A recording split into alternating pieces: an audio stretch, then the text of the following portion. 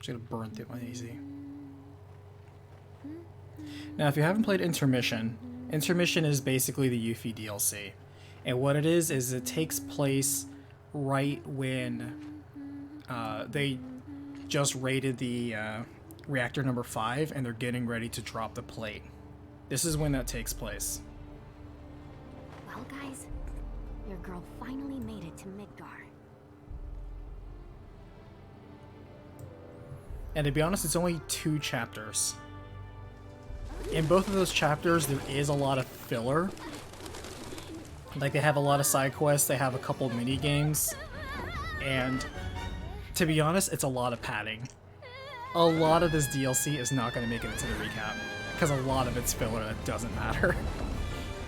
What I will say though, because I did play it earlier, like I said I was going to, is that I really like how Yuffie drives. Yuffie drives at such a good technical / manual level where she does really well if you understand what she's supposed to be doing. And it's such a satisfying gameplay. It's what I wish they did with Tifa.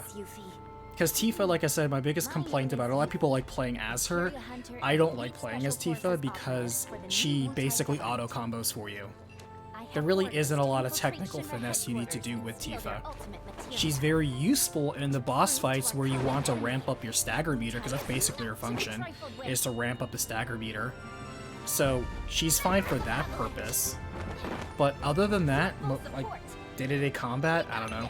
Like, there's no reason you don't want to use Cloud over Tifa. You use Tifa when you need to stagger something a lot. And to be honest, with the exception of a couple of the super bosses, that doesn't really apply to this game. Okay, if I was a man in a Moogle hat. Wait, does this mean what I think it does? Interesting. So, I gotta come to you, do I? You got some nerve. Kenneth no Tifa thought she played fine. That's just it, she played okay. She didn't really play great. I can name half a dozen other pugilist characters in other video games that have controlled better than her.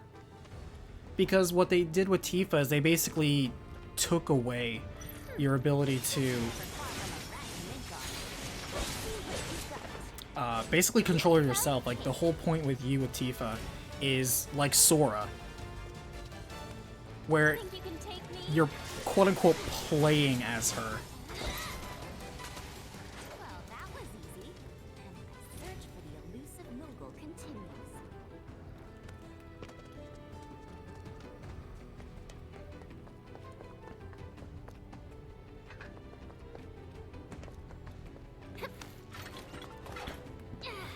And the problem with Tifa as well is that functionally, her purpose is very low compared to the rest of the party, unless you're playing on hard mode.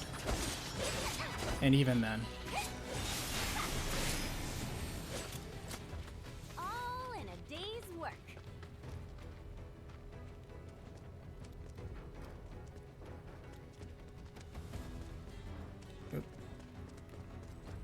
Because Barret has very good utility throughout the game. Not only your ranged guy, who outside of magic, he's your only ranged guy, but he builds the ATB meter so quickly that he's just so useful as a battery. Cloud, of course, pretty much does what Tifa does, just in terms of raw damage. He also has more versatility on the magic side. And Aerith, of course, is your main magic powerhouse. Tifa's ability to basically improve stagger is useful in very few situations. She's very replaceable. You pretty much would only just want to use her if you just like using her. But her utility is not as good as, like, say, Yuffie's. Yuffie's ability to apply elemental damage safely as a range. She's basically a backup ranged character who can also double as, like, a sub melee. And she has very good elemental usage, which is universally good in any part of the game.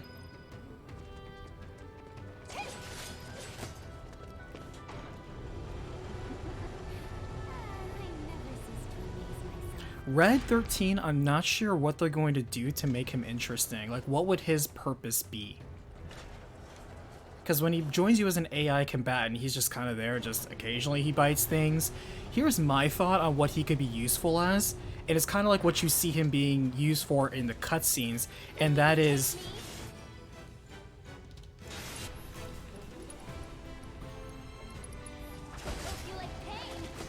It's also nice that Yuffie can mug things without actually equipping the steel materia. Hope you learned your lesson.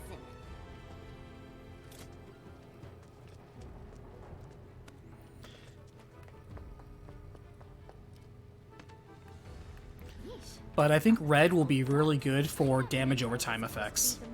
Like sort of bleed effects, you know? Because what we don't have is we don't have a debuffer, and we don't have a damage over time, like a dot painter, basically. We don't have anybody painting dots. I gotta do something. Because with Sid, when Sid's eventually going to be part of the party, he'll be really simple. You just need somebody to aerial combat. Like, he's probably going to be like the type where he's stronger in the air. Like, he probably does okay ground combat, but he's mostly going to be probably AoE / aerial combat. If you do that, you'll be fine. And I say that because that's usually what Dragoons are used for in other Final Fantasy media, is AoE / aerial combat. So you pretty much have that role down.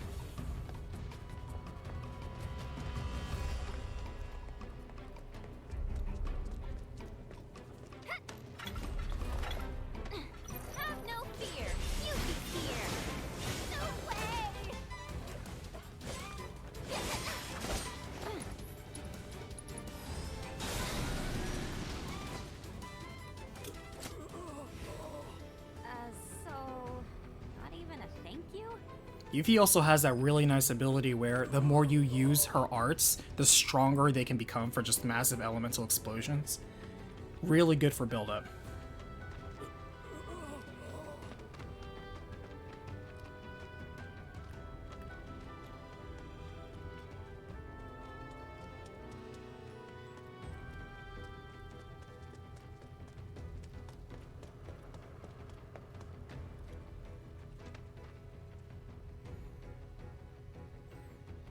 But yeah, honestly, Yuffie to me is a very fun character to play as.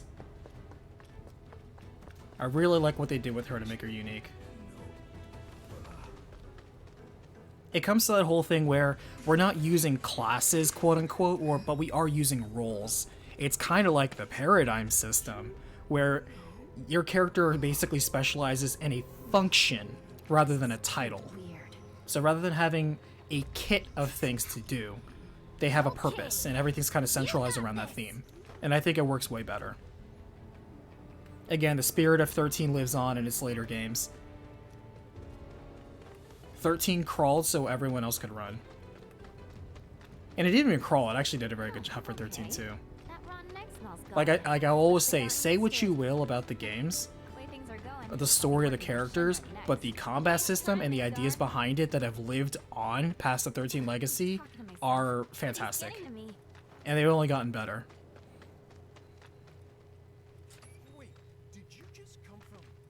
Because that is what we're playing, is we're basically playing the legacy of what they did in 13. Between 13.2 and Lightning Returns. Mako Reactor 5 has been temporarily shut down, and all fires have been successfully extinguished. The situation is under control, and the people of our fair city need not worry about any additional complications. We are in the process of conducting a full forensic investigation, but we suspect the device used was similar to that employed in the attack on Mako Reactor 1. Oh, what do we have here? Man, that's gotta be Avalanche. Not bad. Not bad at all.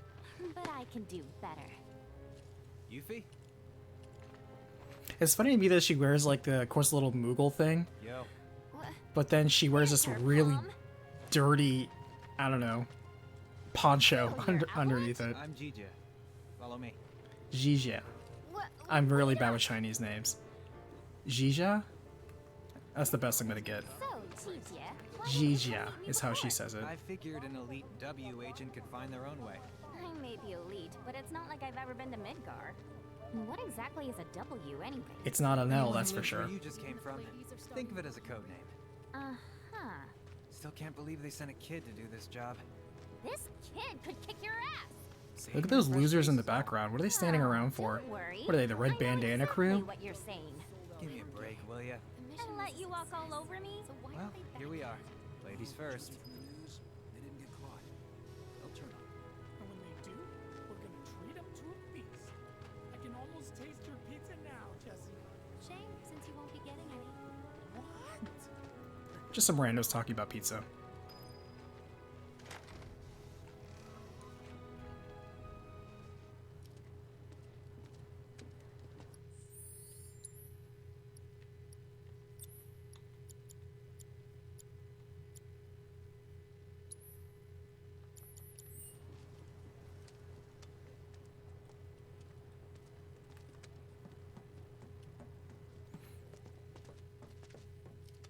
I like how they have the competent, more well-supplied Avalanche HQ just right here.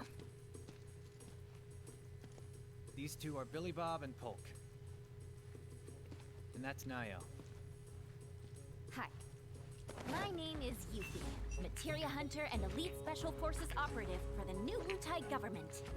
I have orders to infiltrate Shinra HQ and steal their ultimate materia. You gotta admit, she has fast hands. Prove to our common enemy that Wutai is not to be trifled with. Members of Avalanche, with your full support, Hey Wesley, how are you? we got this. Ready to rumble, huh? You better believe it. So, did you guys meet Sonon yet? He was supposed to be here. Yeah, he got in 3 days ago.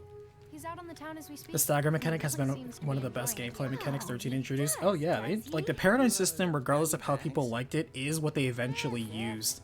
Ninjas always travel light. It's like a rule. And yeah, the stagger system, just using that and basically kind of prepping it kind of like an MMO where it's like, all right, build up the meter and then DPS phase, and that's kind of what you go with. And honestly, it's what a lot of people are used to. I think it works really well. Again, I am not a fan of old school brute force mash attack until you win. Like, nah, we're past that. Gaming's evolved since then. We don't need to have 30-year-old game mechanics. Guess you do. Sheesh, you ninjas are insane. Her shirt is so weird. Like, it tucks under her belt to buckle back into itself while crossing over. Your ID Like, should that be seems like ready a for pain in the pickup by ass. now. Then why don't I join ya? Nah, I got this. Besides, you reek of trouble. And is it just me or does Jija's head seem really big for his body? I don't know.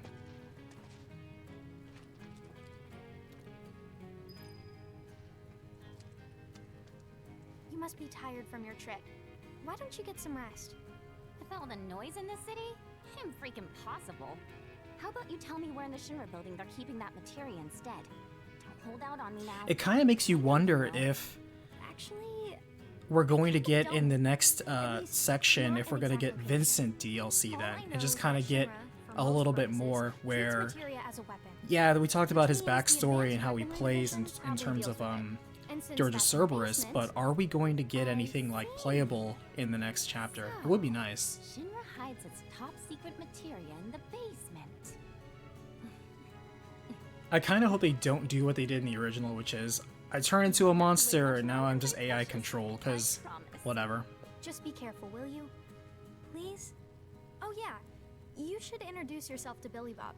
He knows a thing or two about the Shinra. Because if they're going to talk about Lucrezia in this game, we really should have that. We really should have the Georgia Cerberus story weaved back in here. You're welcome. So the materia I'm looking for is in the Shinra building, right? And where is that exactly? Ignorance truly is bliss, huh? What did you just say? Oh, didn't mean to offend you. Of course, you probably knew this already, but there's a whole other city built on the plate above us. Shinra building's right in the middle. If I was to redesign Vincent, Oh, I would basically have him as sort of the blue mage of the group, If you wanna get where topside, first, he, gotta you get know, out of the doesn't snow. just use monster abilities, he does turn into those monsters, but he becomes like those mutant monsters. We can still do the same homages like a Frankenstein type monster and maybe a werewolf, but basically you build him up by almost like a Beastmaster kind of thing, by like destroying certain enemies and conveying certain skills. Like what you do with the enemy skill, instead of being slapped around by an enemy attack, you actually go out and actively strengthen yourself by actively hunting certain beasts, or like, you know, collecting certain beast elements, like, I don't know, monster parts to power yourself up and stuff like that. Right, but I wanna So go now. Vincent as a blue mage slash, you know, Beastmaster fusion hybrid, that would be kind of cool. Also, the Avalanche main logo, super cool. Look at that. You can put that on a t-shirt. In fact, that's probably how they're funding this operation, is we make cool t-shirts. You look about ready to die of boredom. Want to play Fort Condor? Fort Condor, I never liked that minigame in the original. I thought it was stupid. I thought it was not fun to play. I thought it was slow. I was always like, skip, let me just fight all the battles myself. I never liked it. To be honest, I barely understood it too. But to write the way they did Fort Condor here as like a very mini RTS game, brilliant. Brilliant.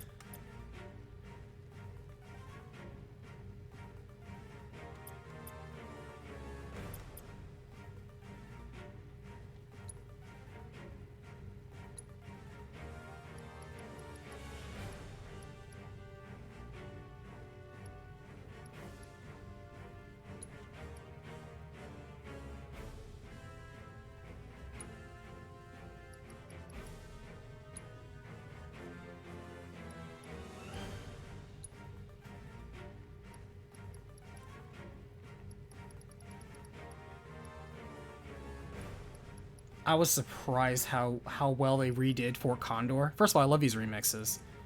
And second, it's just like in terms of just what they were doing. Do I not have a red barracks? Or factory? I guess I don't.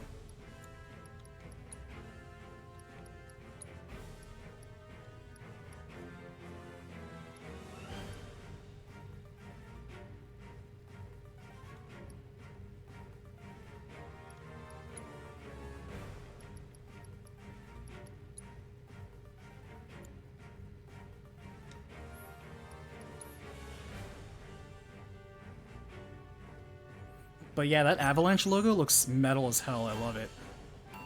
Like, this version of Fort Condor, I love.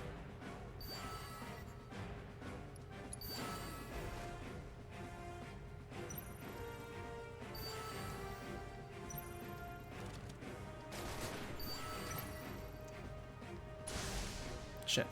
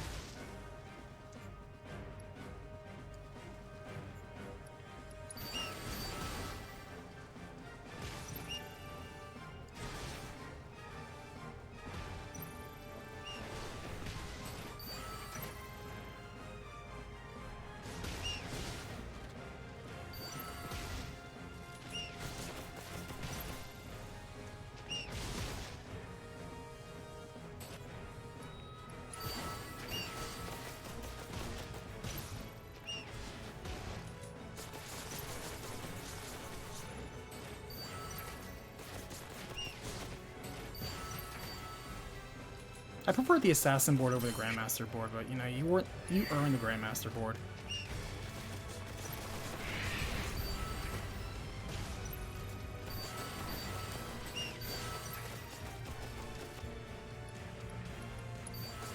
I like that the music changes when you start kicking ass.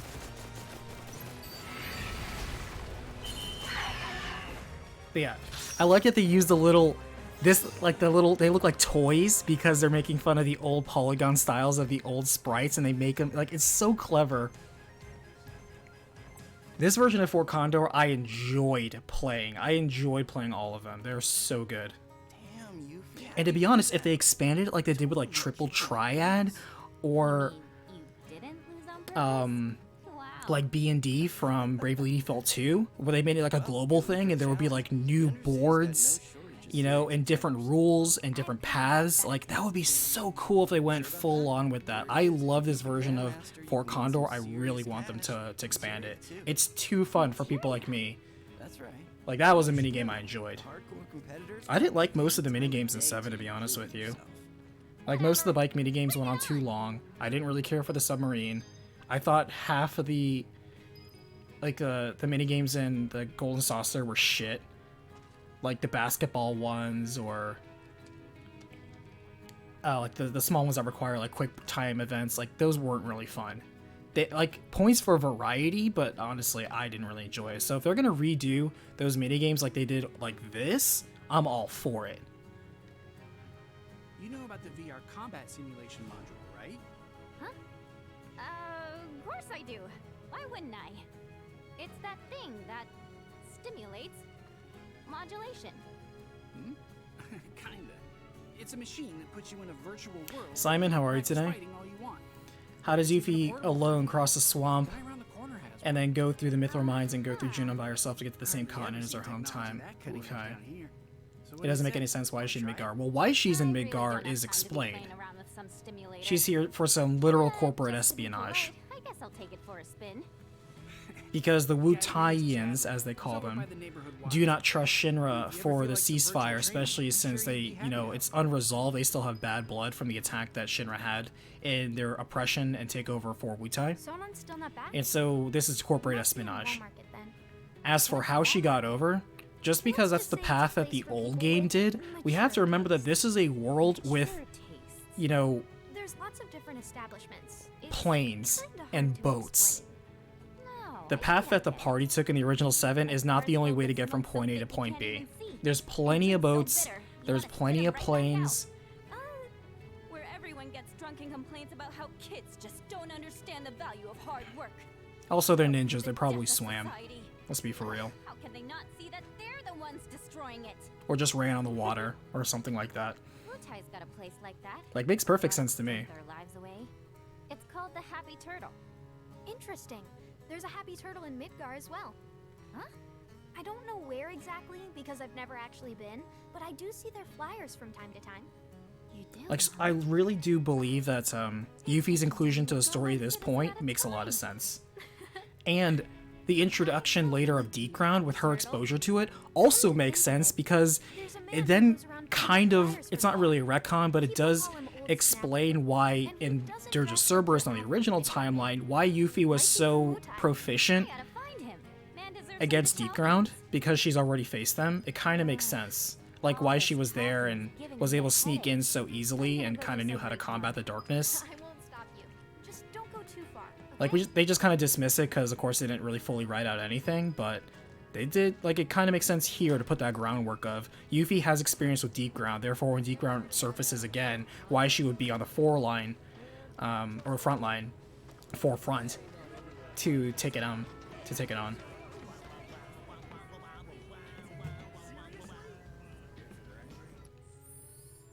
I think all this is optional. Oh, I have to at least talk to them. Okay. Oh, the joy and cheer that await at the Happy Turtle. I like a lot of the Happy Turtle themes that they remixed the song into. Surprisingly catchy. Collect just 6 flyers for the Happy Turtle, and a one-of-a-kind prize could be yours. Ring any bells? Nope. Well then, allow me to explain. The Happy Turtle's running a contest. And the rules are simple. All you have to do is collect 6 Probably took a good gold chocobo. Exactly, like if they can train birds to run on water, what makes you think ninjas can't do the same? Come on now. Sadly, a handful of locals have taken to acting like stinkpots toward anything Mutayan, especially since the bombings. Some have even gone so far as to tear down my poor posters. Little wonder nobody's won yet. Bummer.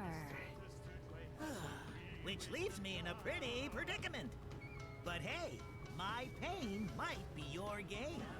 By collecting just a handful of flyers, you could be the first, and at this rate, the only winner of the most tested-in-areas contest in Midgar's history. This here's a sample of one of our ads. Breathtaking, isn't it? Now it's up to you to find all 6. Leave no shell unturned. Like another example that we were talking about, Simon, for transportation, think about the fact that there's railway systems. You know, before they tried making Mako Energy a monopoly, like fossil fuels and other things like that, people were running vehicles and cars and trains before basically leveraging Mako fueled vehicles.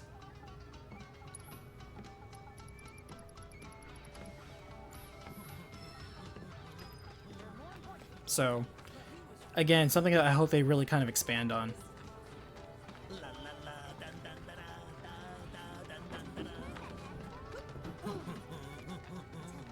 Let's see, where does Chadley normally hang out?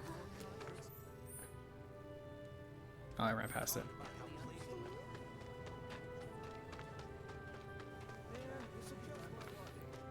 Also, more surprising development for Chadley. Candidate detected.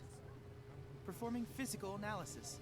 You know what that sort of handkerchief on his shoulder reminds me of? It reminds me of Gilgamesh. Just like the red and the ornate gold, and like the sort of kabuki layering of those colors, of the white, the black, and the red. I don't know why, but it gives me very Gilgamesh vibes. I kind of wonder if that is an Easter egg. So, what are you researching? Combat. It would entail doing battle with a summon in a virtual arena using this portable simulator. Interested? Sure, why not? I'ma kick its butt. Very well then. When you feel suitably prepared, please let me know. Sonon's gotta be back by now.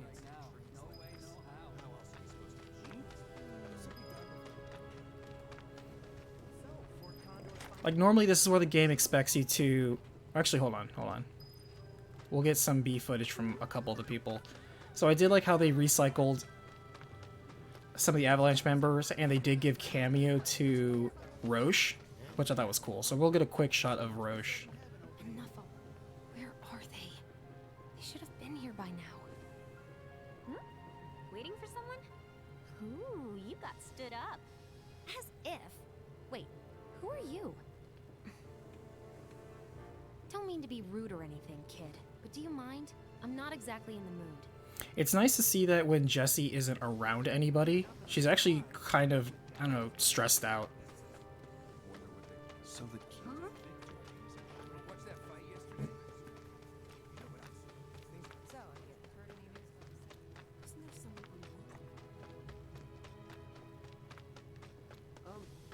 Hey, over here! Can't believe those freaking morons. They damn near got themselves eaten trying to hide that stupid poster. You stay away from that factory, you hear? Place has monsters coming out of the walls.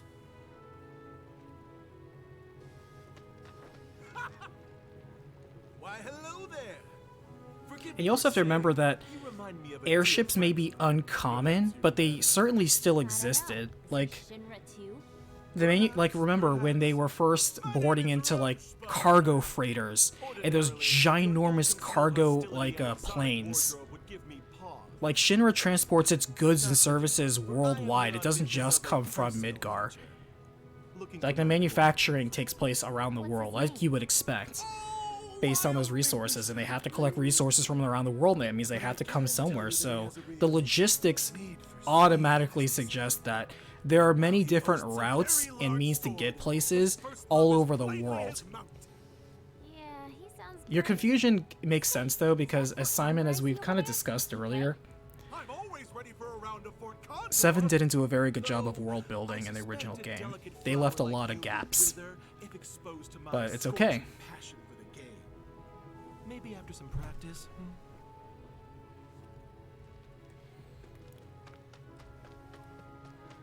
I just wanted to get some footage of Roche and Jessie. But I've already beaten all these guys. Got all the materia, collected all the stuff.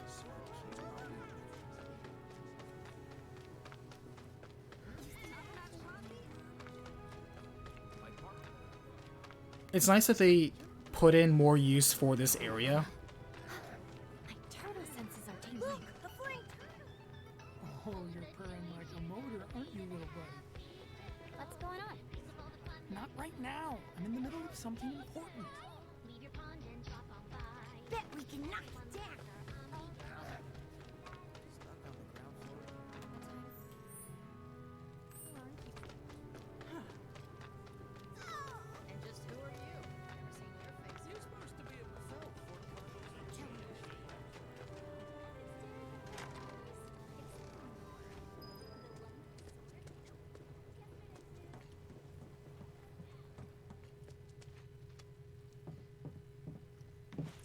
back. Ah, there you are. Who voices Someone's been Sonon? expecting you. What? His voice sounds so familiar. Sorry about that. Do I know his voice? What? Just thinking how you're nothing like your old man. Anyway, it's nice to meet you. I'm Sonon Kusakabe. I was lucky enough to learn how to fight from good... Yeah, I don't want to talk about him. Let's talk about something else. Like how Alex you adjusted Lay. to life here, indulging in adult pastimes. Which I guess means drinking yourself stupid. Last thing I need is my partner stinking like an What else has he has-been. done? Speaking of drinking, Because I recognize him the from Happy Turtle? something. If you're part of Operation Down in One, I take He's it back. Zenitsu I'm and there Demon next to you, Slayer. though. That might be it. Don't worry, He's Gamma I in can do Dragon Ball adult Super stuff just fine. Superheroes. Well, He plays I don't generic even know light where elf to in begin. God of War Ragnarok. But I do Let's know I see. haven't heard of Operation Down in One. He's Ryunosuke in Bleach. At any rate, I'm looking forward to working with you, boss. He's Katsuo in Cyberpunk. Boss? As in me? Well, I've got a few years on you, I'll admit. But out of us two, we've done this longer. I guess I have. Boss, huh? I could get used to that. Beats being stuck on the bottom rung, that's for sure. After we get the materia, we can celebrate your promotion at the Happy Turtle. Yeah. It's probably Demon Slayer that I recognize him. Ben, thanks for dropping in chat. How are you? Hello, just wanted to say I love your videos. They deserve more views. Thank you so much. Sonon, you mind coming along? Not at all. At risk of sounding smug, I agree with you. Really get to know the Somebody captured it perfectly in a comment on one video one time. They said, it's a shame that you did most of your most popular videos earlier, no offense, because you've gotten better over time, but have done more niche games that get less views. And that is very true. I'm very aware of that. And I'm like, damn it. But it is what it is. I'm glad that people still enjoy it at no matter what point. Trust me, part of me wishes that I could just remaster, quote-unquote, the old stuff, but YouTube doesn't let you replace and upload with something else. For whatever reason.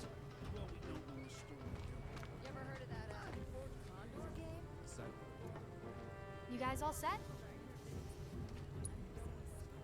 Okay, streets are kind of a maze, so stay But on the alert. flip side, it's not like they're going to run out of Kingdom Hearts, Final Fantasy, and Resident Evil games anytime soon, so we're still going to have Final Fantasy, Kingdom Hearts, and Resident Evil recaps. What happened with that? In fact, the Those are different. the Rose DLC for Resident Evil came out, so 8 is ready to go. I need to go ahead and get footage for 8. By Shinra for Shinra. Those tyrants. Put the claws away, boss. At least while we're in Shinra territory. Whoa. I'm not entirely sure, gameplay-wise, why we're So walking Yuki, through this What do section. you think of the Undercity? Way too crowded. I can't stand it. Ugh, the stench. How can anyone live here? Gotta agree with you about the smell, but you get used to it quick enough. And the crowds stop bothering you eventually. The place can grow on you if you give it a chance. Wait a second. Are you actually saying you like it here? I thought you I hated like it. this, War isn't the enemy. Shinra is. I like this sort of personal taste and take on Avalanche, where Avalanche is, look, we believe in the citizens of Shinra. And they touched upon it lightly in the base game too, like when you go through the elevator on the Shinra building. You know, Tifa's like, you know, it's easy to forget that regular people work here. Like, they just clock in, do their 9 to 5, and go home to a family. Used to be with Avalanche, but left. You know, like, they're normal people just paying checks. And then in one of the... It is like the original 7, but it's what I don't like about Barrett in the original 7. He's like, yeah, but they work for an evil group, which makes them evil by proxy, so when, like, they can only choose to atone for their sins. It's like, okay, man. This is the radical part of why Avalanche doesn't like you. This is why you're a Splinter Cell group, is because of that radical dogma of you working for this, just following orders, just, you know, clocking in and taking a paycheck from them means that you're evil too. It's like, alright, it's not that easy, man. It's not that black and white. Can we talk about President Shithead? Spouting all that crap about us? That lying son of a bitch? Working for Wutai, Avalanche ain't nobody. Barrett. Oh, yeah. Amazingly, nobody knows who the man with a gun arm is in this town when those thugs come in I later. heard the Wall Market's very own Don Corneo has his stooges out looking for you. Is that so?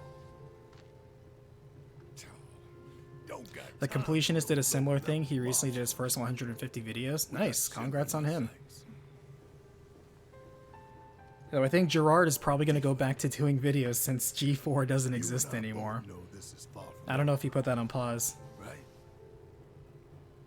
Simon, thanks for the recaps. Thanks for watching them. Glad I did some Mega 10. Absolutely. And you will get more Mega 10. Mega 10 is a series that I really enjoy, but just got to wrap up a few more first. The next one I want to wrap up that was going to be on the docket this month was Shadow Hearts. Doing the last 2 Shadow Hearts games to round out that series. Good luck out there. I might just do the 2 not Ragnarok, but God of War games. A, because they are more narratively filled, and B, I don't mind if people just want to get the story and move on. Because from what I understand, the game is roughly 20-something hours, but 15 of them is just cutscenes. And I'm like, I don't know about... Not to talk shit about a game, because I have it loaded on this system. I haven't played it yet, but I'm going to. And I did like the 2018 one. God, I sound like an apologist for making a video. I'm just pointing out that it seems that in the recent God of War, he doesn't do much godding and he doesn't do much warring. So it kind of makes me wonder, like, what's the point of that title anymore? We're not out to blow Midgar up or tear it down. We want to save it from Shinra. Look around. 9 out of 10 of the people living here are innocent bystanders. We can't let What I find interesting about this entire DLC is that Yuffie doesn't run into the plot device ghosts once. It really makes me wonder why. Gotta admit, I'm surprised you agreed to work with us. We're just doing what we think is necessary to build a brighter future. That's all there is to it. In other words, you're working with us so we don't work with your old buddies, knowing what would happen if we did. Can we table this for later, maybe? Not sure now's the best time for heavy topics. Yeah, couldn't agree more. Consider it tabled. Ikumi, the dev said in an interview that his character has to mature. He can't just be constant killing anti-hero. The new God of Wars are actually amazing. So, while I always said that I did want better story expansion, exploration, and combat with God of War, which we did get in 2018, and I understand it's an evolution for the character, it reinvented the character as well as the series with it, one of the things that I do have to point out is that God of War went from being a trend-setting action game that people at the time, for the greater part of a decade, compared action games to becoming just another action game itself now. It is no longer a trendsetter that is basically defining a genre. It is now following conventions and doing well for itself because of it, don't get me wrong. But it is a follower rather than a leader now. I have to point that out. See that one? Well, hello there, hot stuff. How'd you like a shot at the big tower? With those looks, I guarantee you're golden. So what do you say? Ready to be queen of the Undercity? Hey! What am I? Chopped liver? Dreestar, we're playing a PS4 5 game with PS2 level design, and you're criticizing God of War Ragnarok, which I can tell you from now is going to be better than Final Fantasy VII Rebirth. Ooh, I didn't realize I touched a sour point with you, Drew. Makes you a person of influence, right? You don't have to get defensive, man. So why don't you help me help you? Let's get going. What are you doing? Get your hands off me! Now don't go playing hard.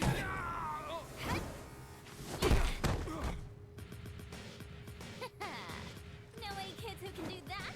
No, you don't, because I'm an adult. Also, I'm pretty hot stuff myself, thank you very much. But yeah. God of War does well for itself, but God of War no longer impacts the entire video game industry like it used to. That's the main point I'm trying to make. Because there's no denying that the overall impact of the original God of Wars were very big, but now it seems that they're more complacent to be just another cinematic-based action game.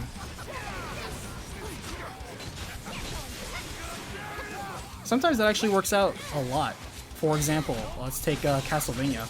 Castlevania went from, again, focusing very much on the cinematic storytelling aspect of it, it became less of a trendsetter and more of a follower with Lords of Shadow, and Lords of Shadow is the best-selling Castlevania game. So it is more popular sales-wise, but what it gave up in the process to achieve that, I think is kind of interesting for discussion. Hottie of the century just fell right into our laps. She did? Goods under the hood, junk in the trunk, and down for a bumpy ride. I wonder if that guy had fun delivering that line. Sorry, ladies, but after careful consideration, we've decided to go with a more qualified applicant. Let's go! See you around. Because one of the things that you have to admit if you're going to compare God of War to itself, because it's funny when you said we're playing a PS4, PS5 game with PS2 level design, which I would probably agree with you. I would say it's probably because it's very much like the PS2 Final Fantasies. God of War actually becomes very much a step down from where its design conventions were. They kind of focused on having fewer weapons instead of the weapon variety that they used to have. Now we just have to wait. They went with skill trees, which also We used to have someone who could make fake IDs didn't in-house, but they went off with reduce, but it changed the way that you approach combat, because God of War used to be about very quick, chain-based combat. The pace of God of War 2018 and Ragnarok, by proxy that, because they use the same system, is slower. Not necessarily more deliberate, but it's a slower paced journey with slower paced combat. Enemies, you may have noticed, soak damage a lot more. They also bleed less, you notice that? It says, because I checked like the rating for Ragnarok, and it says M for mature. But I'm looking at what they've seen so far, and it's like, huh, it seems like it's less violent than before.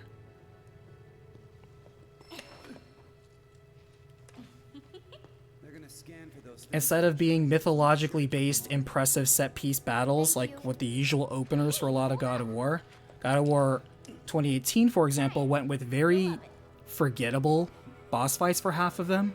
Like, here's another ogre. Here's a dragon that doesn't necessarily have for a particularly epic boss fight. Here's a giant Titan, but it's somehow going to be compared against the previous Titan ones. You see what I mean? They used to go for the bigger and the better, and they toned it down in terms of the scale. Tell me I'm not saying the truth. Because I'll tell you what people are not speaking about in the greater gaming sphere. People are not using God of War 2018 as a point of reference anymore for how to do an action game, because it follows the same playbook as a dozen other high-profile action games, which is move from cutscene to cutscene on a very, straightforward path with a very limited customization amount, because you're basically going to go down a skill tree. Combat is very streamlined, of course, which makes it easy to pick up, but also doesn't necessarily diversify your experience of it. And it also doesn't really marry a lot of the concepts of what people liked in the original God of War, other than its titular character. So again, it's the reinvention of it. It's the changing of it. I like this is 49 again. Remember, number 49 is the important one. He's the one who stabs Barrett.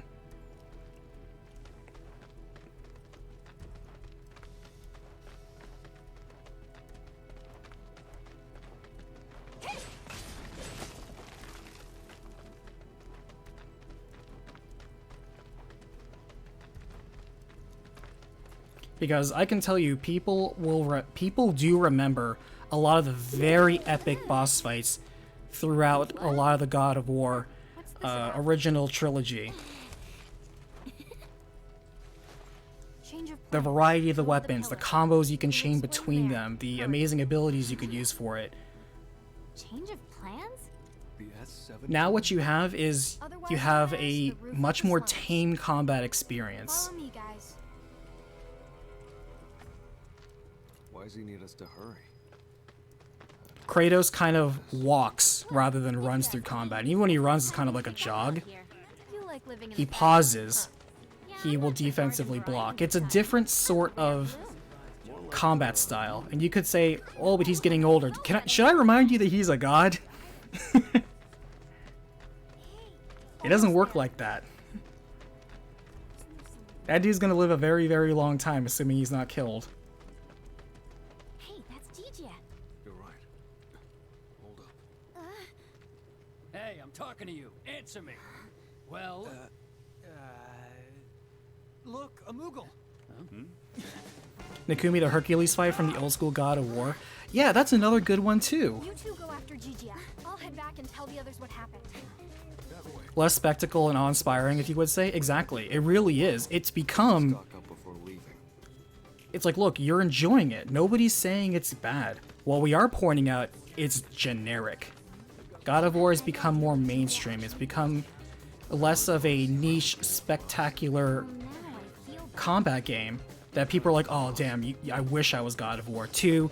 It's just another cinematic third-person combat game. It is just another one. It is very well polished. Absolutely. Oh, wait, we're not here yet.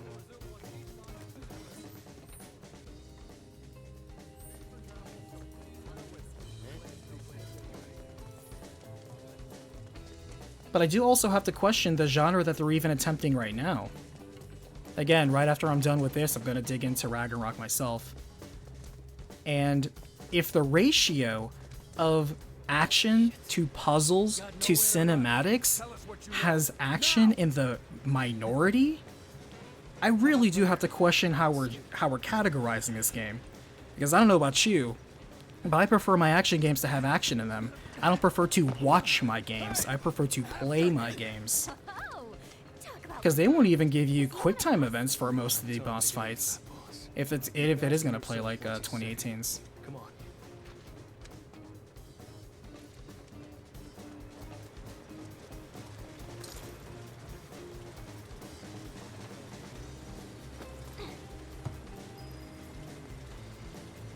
got Fred. I'll give you that. Piece of shit. He's toying with us. You're playing Ragnarok, the combat is far better? Well, I mean, far better how? If it's anything like that, it'll be crawling with monsters.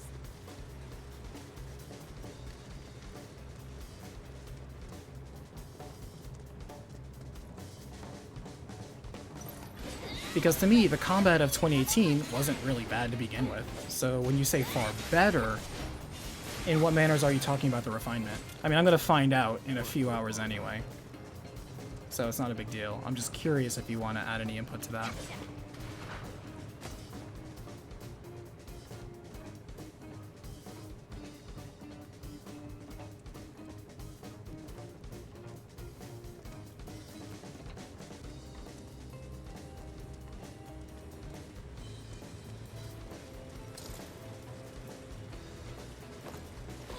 You don't want to spoil anything? Why would you not want to spoil anything? Here's the thing that you may not know about me. I don't believe spoilers change my opinion of an experience, and I'll tell you why. If something's good, it's going to be good whether you know about it or not. If the element of surprise is not in the nature of the quality itself, the combat shouldn't necessarily surprise me.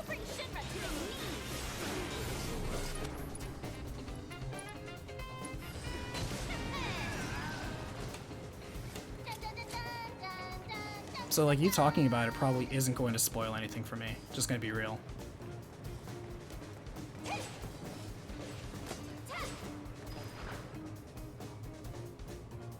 I might stream Ragnarok, but I'll be honest, I can already tell right now some of you may not like the way I enjoy critiquing things.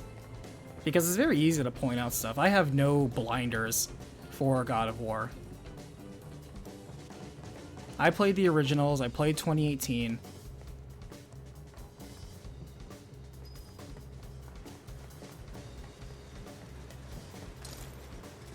To me, you gotta mix the good with the bad. There's plenty of room for improvement. I don't believe in the word masterpiece. That's a bullshit term for people that lack nuance.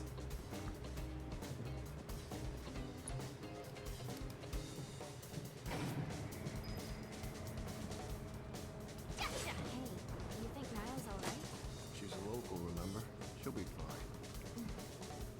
You know, she's actually pretty cool. Because, man, I can tell you the amount of people that threw the word masterpiece in regards to 2018, And then now they're going into Ragnarok saying, I'm glad this changed, I'm glad this improved, I'm glad this is different, I'm glad this was added. So like, okay, so what's the scale of reference, a scalability of the term masterpiece? You know?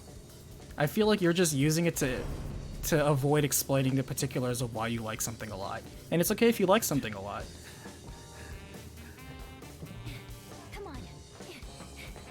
But I'm more interested in the particulars of why you like something a lot. That to me is a much more interesting discussion. You guys just don't know when to quit. Because I'll tell you what I predict.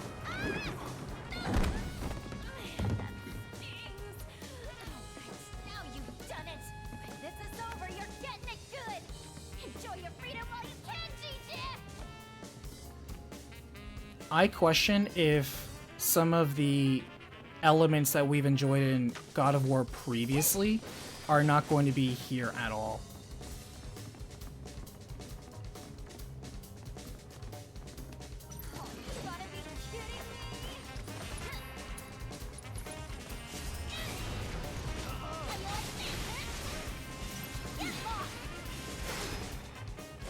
That's a good word to describe me. I'm thinking legendary. I'm thinking modest.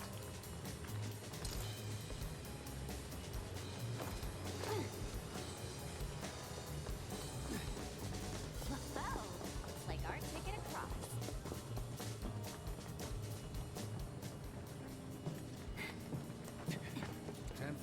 Be there as soon as we can. Unit 3 says they've got the suspect detained near pillar maintenance. You better not keep Vice them versa, waiting. always got a Legacy of Kain fight from God of War. I still have yet to play Legacy again, Kain, to be honest with you. Come on. But yeah, Drew Star. Sometimes the best way to critique something is by enjoying something a lot. After all, if you're very familiar with it, you would be familiar with what you like and what you don't like about something. Or, if it's a more gentle way of thinking about it, what you like and what you feel needs improvement.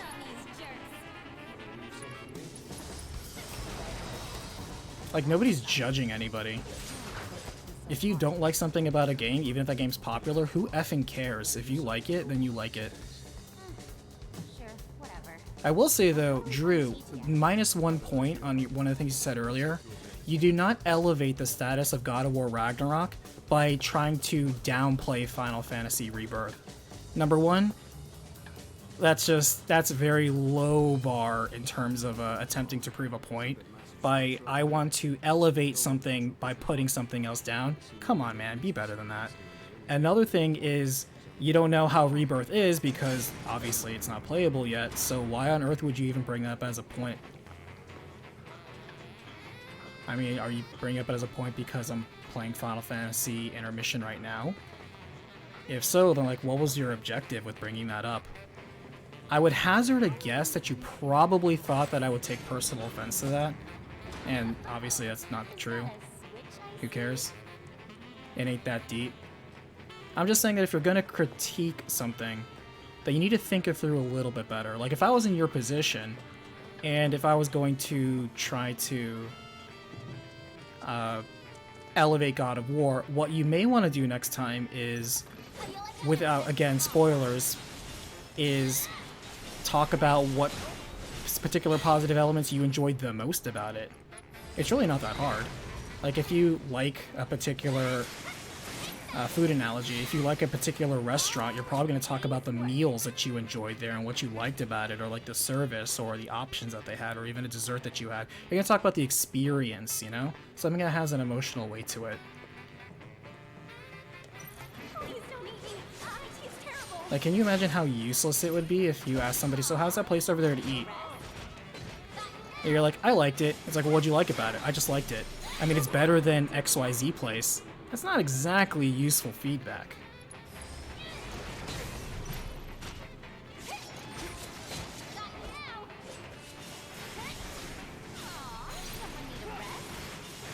Like, one of the things I do not like about 7 Remake that they still struggle with, and it's actually really bad in the DLC here, is the camera. The camera doesn't follow the enemy that well, given how fast both Yuffie and the enemies tend to be. They tend to go off camera very much, and that also, when you're landing your shuriken, it could target something else that's unintentional entirely.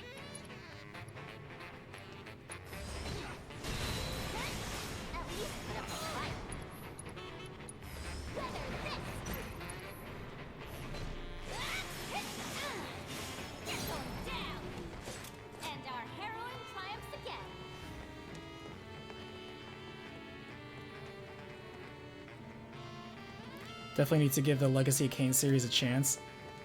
Time is the main thing. But don't worry, Drew, I'm not mad at you. I'm just pointing out where your contribution earlier could have been better.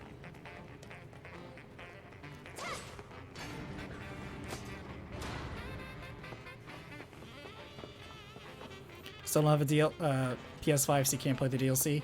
Yeah, that was a very selfish decision on Sony. Because Square Enix, given the choice, would have put this on the PS4, but Sony basically paid them not to, because Sony wanted to sell more PS5s. So Sony paid Square Enix to not put this on the PS4, when it absolutely should have been. That's really the only reason.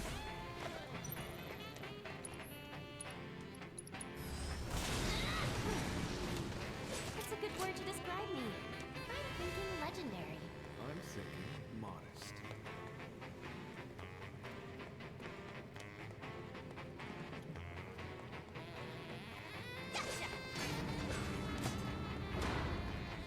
Hey, about what you said earlier. Which was... About Avalanche, OSJ. One thing that sucks about this DLC right here is this entire factory sequence. This entire factory sequence serves no point. Literally no point. We are going through this entire dungeon just to try to talk to a dude and just rescue him from like 3 soldiers that he honestly isn't struggling with. This is literal gameplay padding. Midgar doesn't need good game. And I kind of wish that they didn't waste the first chapter so much this way.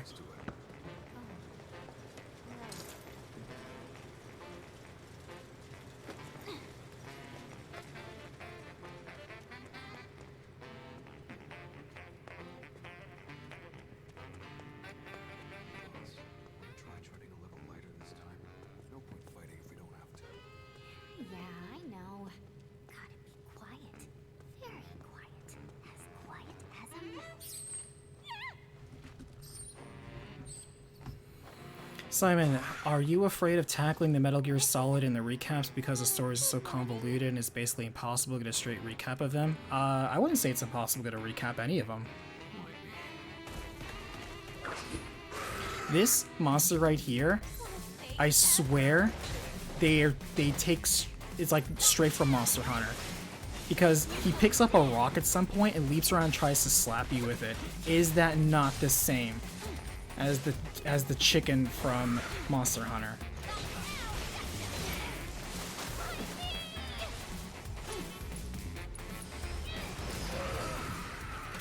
Alright, it can't be far now. Let's get our rears in gear. Big G little O, go, go, go! What is it, the Kulu Yaku, I think?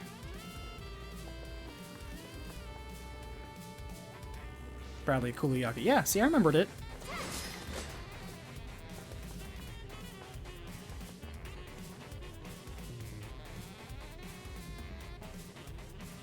Because the second chapter at least progresses like a decent bit of like lore and story.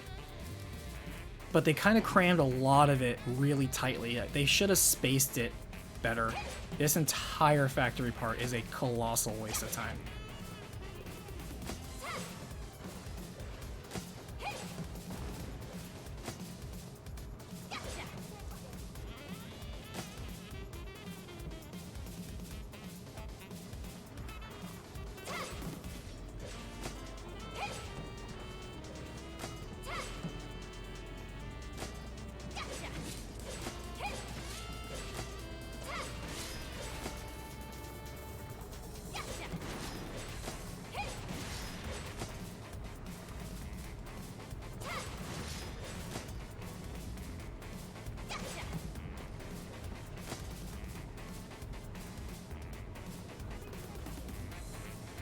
Like, it's nice that they're using so many new environments, like that's cool, but I really feel we could have used this narratively a bit better.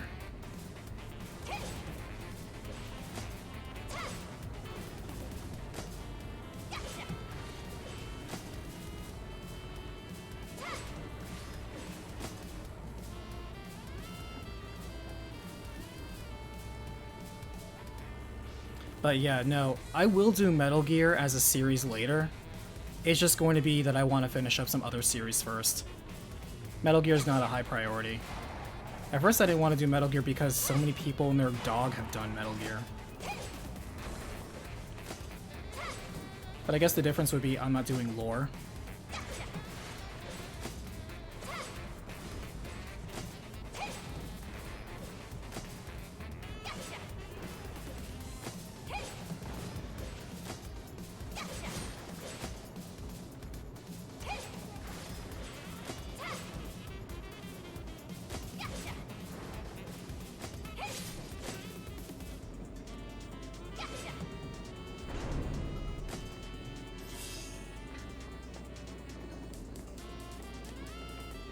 But yeah, I think it was funny when you said earlier I was afraid to do Metal Gear Solid. Afraid. Bold choice of words.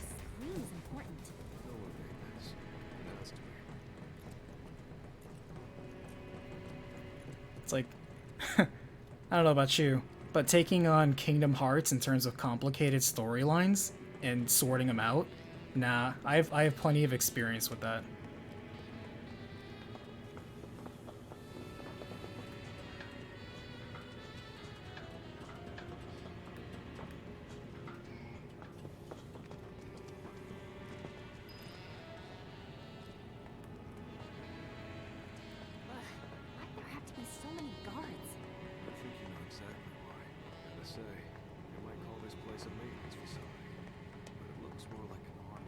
Have a good night, Simon. Thanks for hanging out.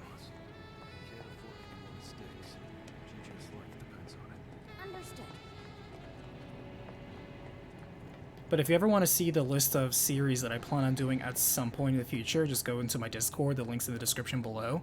And there's a channel called The Queue, and you can basically see pretty much everything.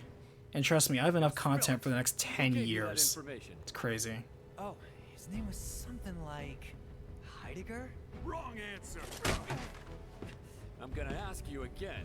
All right, I'll tell you. It was Rufus. Do I ever plan on doing the Xenoblade series? Yes. Or was it Ojo? But going back to God of War, since, I don't know, do you think we should stream it? Great. I'll draw their attention. You grab our guy. A diversion, huh? I like it. Can't promise that I won't be actively cultivating salt from any God of War faithful. After all, who wants a straightforward, non-fanboy-based opinion and appraisal of a video game? That's exactly what I was hoping you'd ask.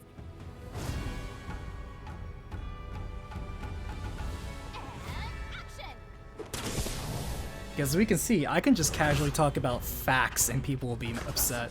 Can you just imagine what it'll be like when we actually stream it and get people in? I remember when I streamed the original God of War 2018, and there was one guy on there, his name was like Wolf something.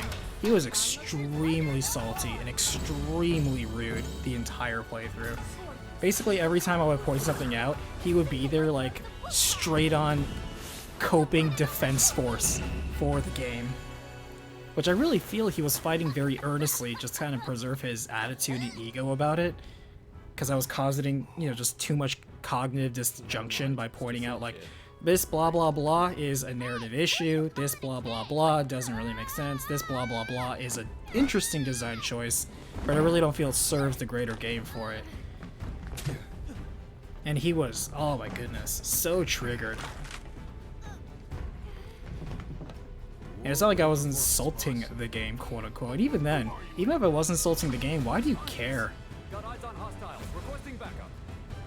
I'm not literally saying, you Wolf, you suck. Your taste in video games suck, and your value as a human being is terrible. No, I'm talking about a video game. But I guess when some people care too much about something, they kind of add it as just part of their identity.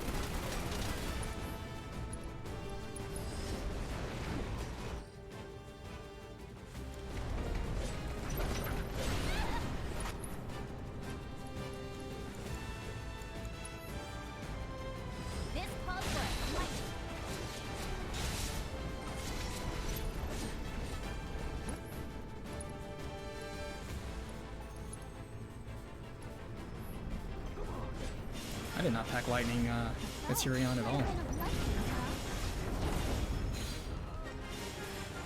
Get your butt over here. You call?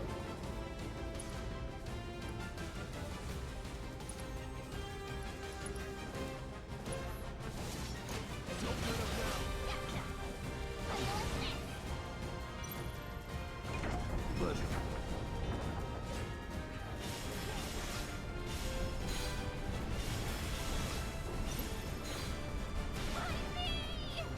How did she not die from that fall? She tucked and rolled. She bent her knees. Secret shinobi tactic. Or maybe it's doing one of those tactical retreats. Yeah, people act like it's a rule of nature that you can't criticize new release games that are very popular. Yet it's hilarious. Time it. 2 months after any game comes out, when the dust settles, that's when you start seeing the reports of people who was like, this game wasn't as good as it could have been, blah blah blah. Like, it's okay to bring it up later when the zeitgeist isn't as popular, but God forbid, you know, you bring it up when it's actually relevant. Where there's lasers. There is missiles.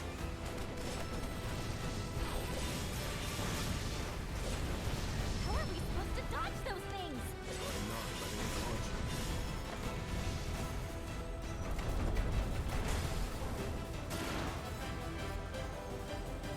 It's because the honeymoon period is over? Absolutely. Honeymoon period's pretty much over, like, I would say, in my opinion, like 2 weeks after anything comes out, but depends on who you ask.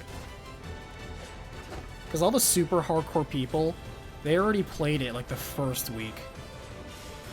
And all they're doing after that point is going online to social media and arguing their opinion. Like, the game really needs your help. So nice to have a volunteer for the social media battles.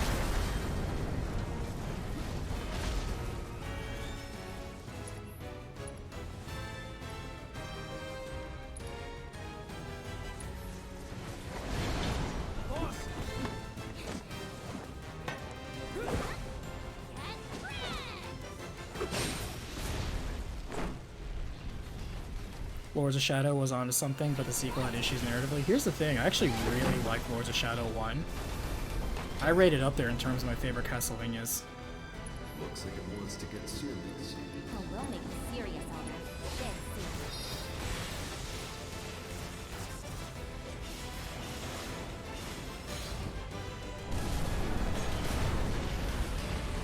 serious. So I personally really like it that it's the best-selling Castlevania game.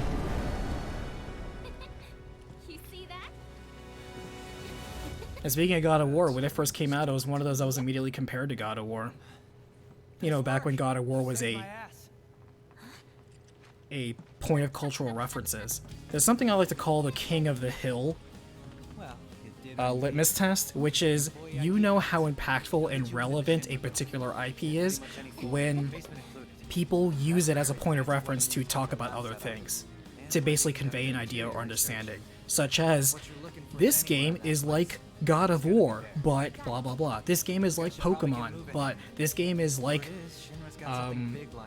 World of Warcraft, but it's like those are points of references that people understand because it's the most prominent sort of a model that people can get behind and understand. That used to be true for God of War, is what I was saying earlier. It is no longer true. People do not use God of War as a point of reference for any game design element. Because the cinematic walking experience, been done to death. It's especially a meme at this point for most of Sony's first party. Dad and boy, like the meme of like dad of boy is probably the most prominent thing. But even then, the whole idea of escorting a junior or even having a father-son moment, that's not new. It's sad if you think that showing like a father caring about his son is a novel experience. I weep for your childhood. But that's neither here nor there.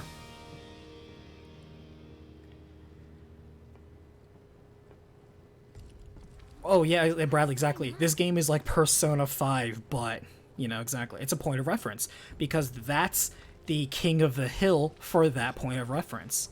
In terms of action games, nobody's referencing God of War right now. And don't you think that's odd? Right under our noses. Too bad they made it out before the military. People still reference DMC. DMC5, if anything, has resurged its point of reference in terms, because like ever since DMC3, that was kind of king of the hill until basically Bayonetta 2. Because if you played Bayonetta 2, you knew it was better than DMC3. But then you have God of War, or not God of War, DMC5, who now is like basically king of the hill again. To be perfectly fair, neither of them are as good as God Hand, but that's neither here nor there. The point is that the litmus test for that type of gameplay, you're gonna reference DMC, and specifically DMC5. People are more likely to reference Souls than God of War for challenging, punishing combat. You know it's true. Even if they use it as a joke, like that's true. The Souls-like experience has become a point of reference because of its refined combat, because of how punishing it can be.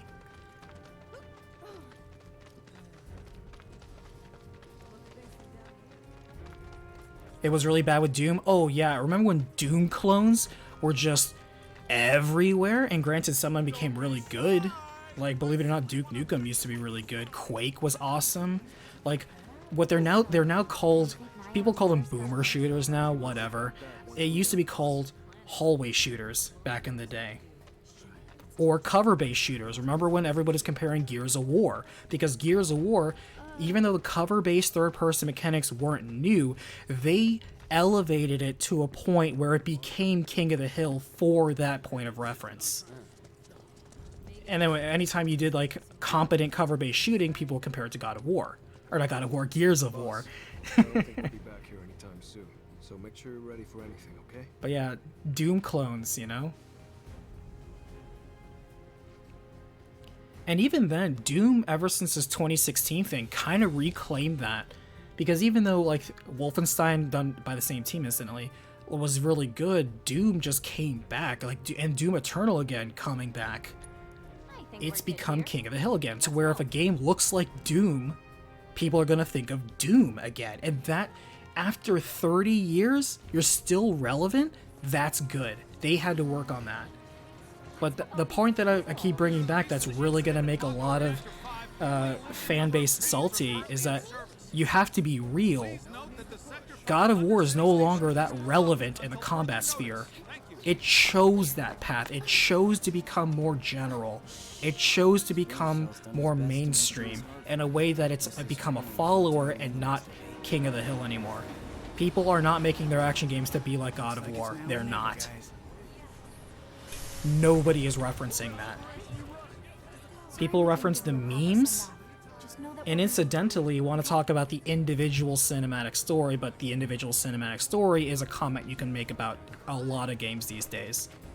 And I have to question, like I said before, if you're gonna bill yourself as an action game, but the majority of what you're doing is watching the game and solving puzzles, how much of an action game are you? Oh boy. That may not be a comfortable question. People can get upset at that, but it's still a valid question. As long as I'm standing up. Don't laugh. Melfi always got motion sick. And we're gonna ask that question when we play. I think I will stream God of War. Trains would have done it too. I was thinking about doing a co-op stream as the next wave of games that we're playing, but I kind of want to just do Ragnarok while it's fresh. And what'll be great is that we can ask these questions, because we will undoubtedly get people in chat who are going to jump in and be really excited for Ragnarok. And I think those might be the best people to pose those questions to. I don't know if Drew is still in chat, but I would pose that question. One of those, can you discuss something and remove your personal emotional investment outside of it?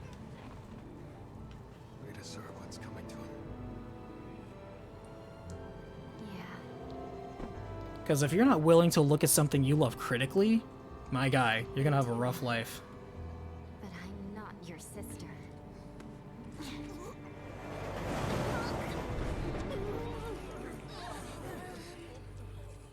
Kalama asked last stream, but I think you missed it. Do you think 13 and 7 Remake copied Xenosaga's stagger system? The terrorists are on top of it. Didn't they only use that in 2 and 3, if memory recalls? Please, Mr. President. I don't think they did in Xenosaga 1. I think they did in Xenosaga 2 and 3, right? The Sector 7 And they kind of... to more than 50,000. Director to Oh, he just said we weren't real? When did I say you weren't real? Warning, sir. What are you talking about? The stench of the director's cowardice fills the room yet again.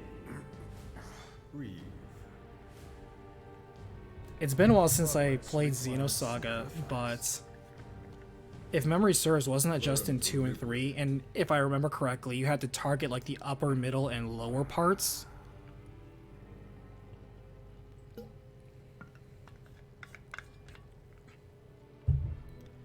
Bradley, I found that I've enjoyed my games more when I acknowledge their flaws. Bradley, Look at all these people. tell me if this isn't true. Excuse me, I have some questions. You work for Shinra, isn't that right? Tell me that unless you've actually loved someone, like in a relationship, that you have to understand the concept of compromise and tolerance. Because just because you love something doesn't mean A, they don't have flaws, or B, they don't have flaws in relevance to you.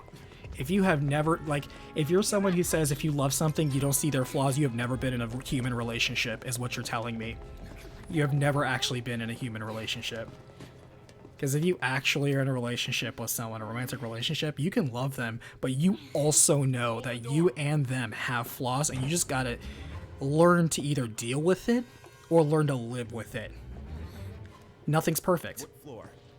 And if you think that things are perfect, you have the thickest rose-colored goggles on that you cannot see straight. Compromise.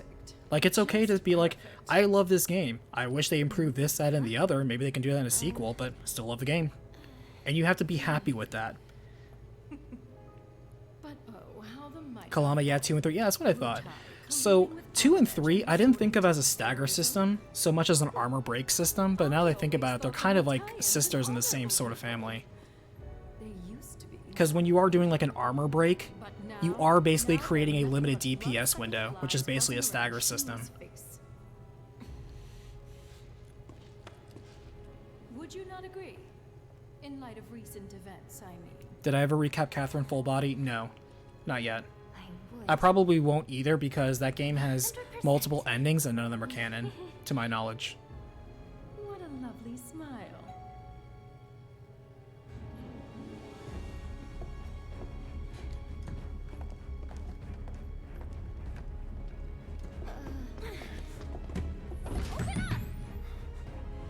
I think not. Foreign visitors should take the scenic route and savor the opportunity to meet our... One of the things I also like about this version of Scarlet is tell me literally anything that defines Scarlet in the original 7. She had zero personality. She was just the female executive, and Tifa had a slapping match with her. And she was really mean and blew up a reactor one time. Whatever. She was such a one-note, cardboard cutout corporate villain. She was generic corporate villain number 52. But in this one, we see that she's smart, she's actually capable, she has a hands-on part of the design and development process of her own products, not only material, but also the robotics, and she doesn't just give orders, she understands what she's doing. She's actually competent at her job. She also is not an idiot, because she stands in that elevator, she immediately knows they're Wutai spies, and literally tries to troll them, knowing that they're not going to do anything about it. Daring them, basically. Much more interesting personality in this one. Only one way to find out. Don't worry, we'll get to materia research eventually. Just a little longer, my precious.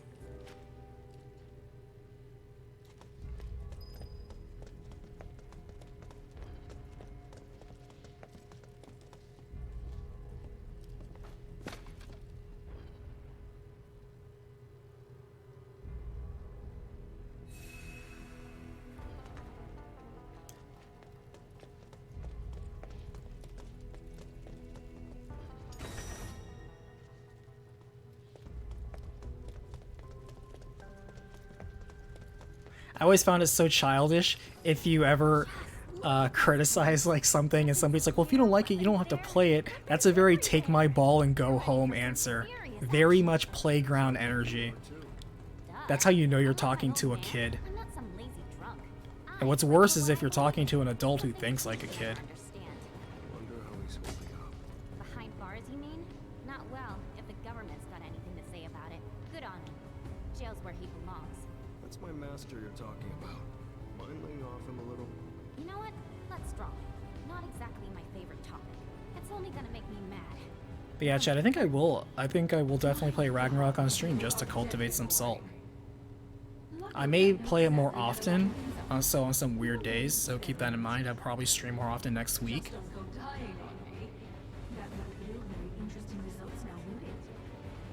So if you want to line up for the salt, then you may want to jump in. Or LT Doom and Wolf, I just now saw that. That's funny.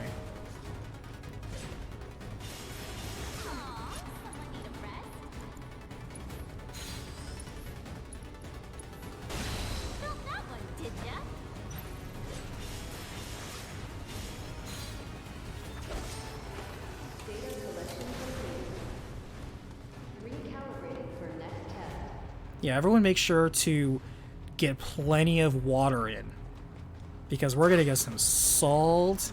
You may have missed it, but I know what's going to happen. If it's going to be anything like my God of War 2018 playthrough, which unfortunately I don't think is available because it's been forever. It was on Twitch, but like forever ago. And since I haven't streamed on Twitch in like literally years, it's probably deleted. Recalibrating for next test. What? There's more?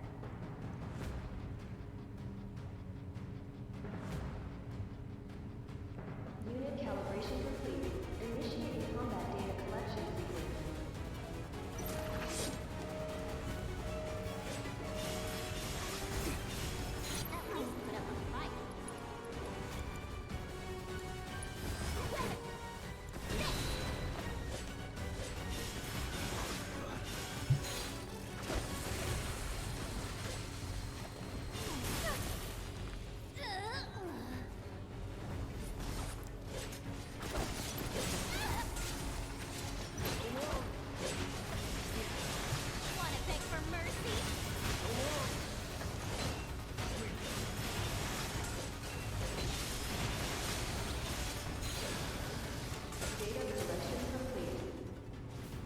Credit where credit is due.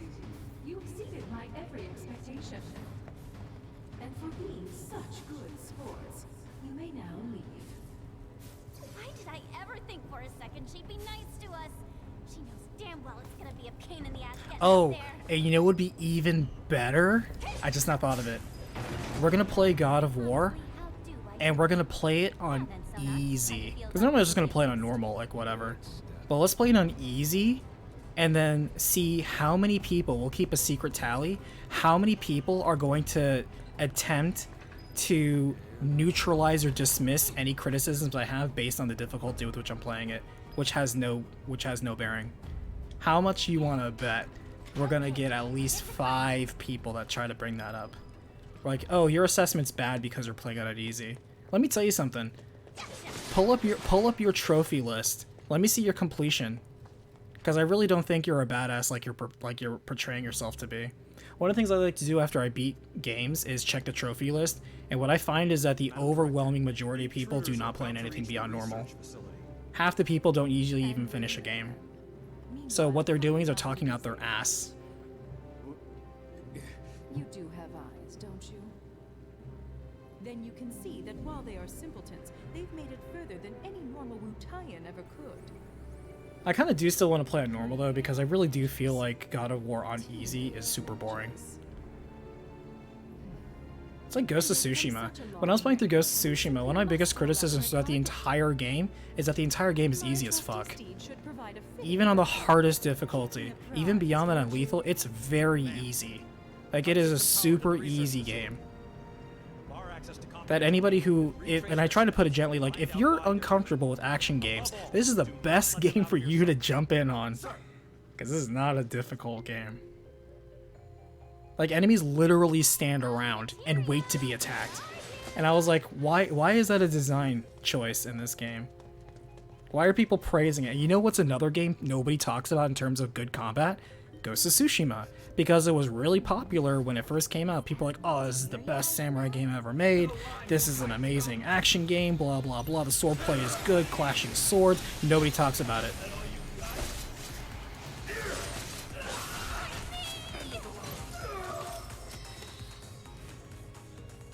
This their idea of mood lighting? Cause it's bad. Might be the power. That thing's off too.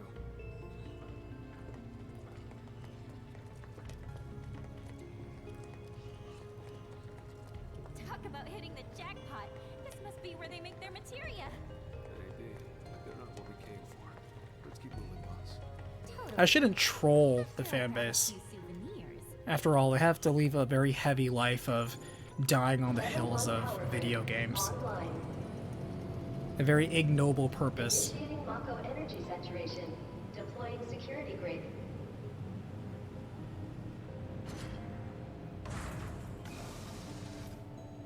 We shouldn't tease the people who already have a hard lot in life. Wait, is that a security grate or a ladder? Thanks, Shinra. Huh, that's weird. Not even a whiff of...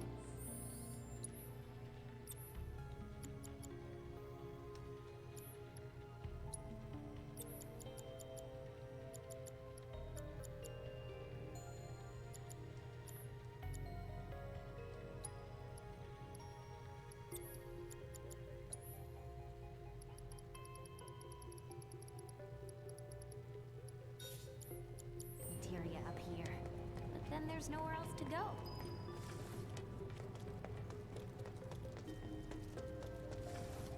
Man, I hate these guys. Let's show.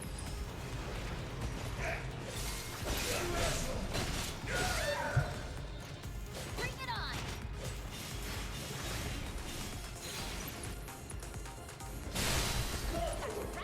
Did you see I stopped just to do that perfect block just in time? Very proud of myself for that. We're the best there ever was. That's the spirit, boss. What are my thoughts on the DLC so far? Oh, I did put my thoughts on it earlier, but just a quick recap of my thoughts, I suppose. Yuffie is a great character control. I love her combat style and what she brings to the table. She is, in my opinion, probably one of the most fun characters to play as for her versatility, her mobility, and what her kit provides. She's a character that was designed very well for that purpose, for what they've already been designing. Because she serves a purpose across the entire game. Unlike Tifa, who is only very good for high stagger opportunities, of which there are very few in this game.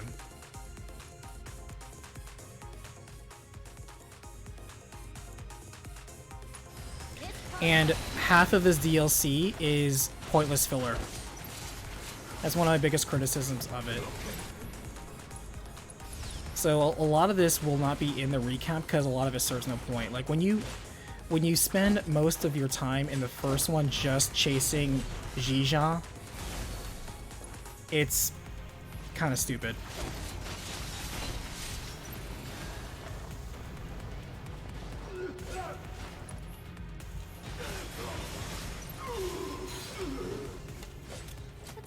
They put a lot of the world building into the second chapter, which is fine, but they should have paced it up better. But the introduction of Yuffie, her mission, and her encounters with Deep Ground are very much appreciated. Like they serve a purpose in the narrative. The timing is good, and I look forward to seeing more, not necessarily of this style, but of this purpose for future characters like Vincent, for example. The Fort Condor minigame is excellent. It's so good, I want them to not only make that part of the mainstay of the game, but also really make it like a big deal, like something you could play throughout the entire game, like Gwent, or Triple Triad, or B&D. Entry lock released.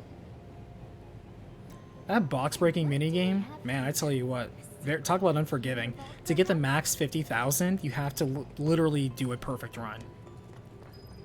Very tight on the timing. Also not really worth it in my opinion, because you get the XP up materia, and that serves no purpose. Because you'll max out your levels super normally. But the DLC, I think, for the value that it gives you, I think $20 may have been too high. I really think that you should have get it on sale. But if you get it, I think it's fun. I think it's good.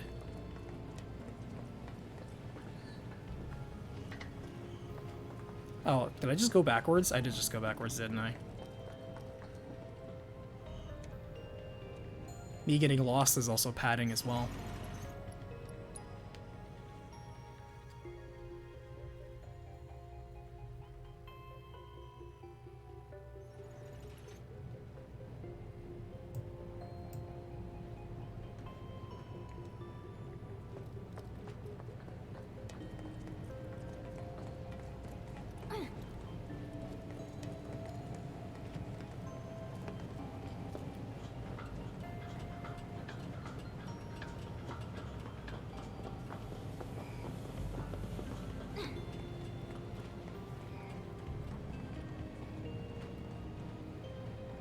I'm supposed to go the other way, aren't I? Yeah.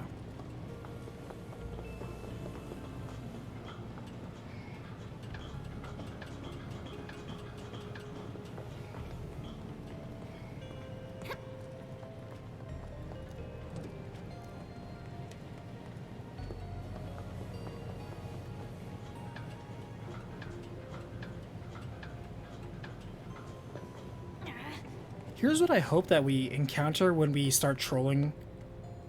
Not trolling, we shouldn't say that we're trolling, but we kind of are. When we start playing Ragnarok and we start getting the toxic fanboys that come in here, because I'm sure we'll attract one or two. How could we have gotten so lost? Is I hope that we get like a good troll. Like one that can actually stick it out, not one that basically kind of throws like a fit and just like calls names and like bails when we actually like talk to them. I hope we get like a good troll. It's so hard to find a good troll because so many of them just have like no stamina. They'll go in and they'll like throw a flurry of like words and try to just get a rise, but then like they miss because they don't focus. They don't think about the context of what they're talking about. They don't pay attention to who or what they're talking to, so they can't custom tailor it. They just give generic like comments and attempts at insults. And I'm like, come on, if you're gonna at least put the energy out there, at least make it worthwhile. Shall we? Like all this like scrub level trolling. It's like earlier when it's like, if you're gonna try to insult, at least make a good insult, because I can just break down what you're like, where your trolling has an opportunity, you know? Like this is what you want to do if you're gonna effectively troll somebody on this topic. And I don't know, I just feel like if you're going to spend time doing it, you might as well do it properly.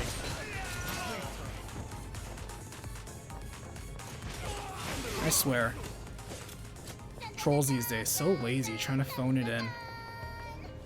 And then when you try talking to them, unless you're trying to engage with them in a manner where they feel that they're getting an emotional rise out of it, they bail. They get bored and they just leave. And it's like, no, I want to talk with you about your trolling because I want to help you troll better, and you can't really do a good job of it. I see that.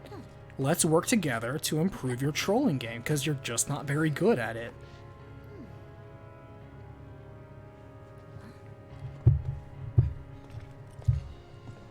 I don't know, I just get very bored with like level 1 effort.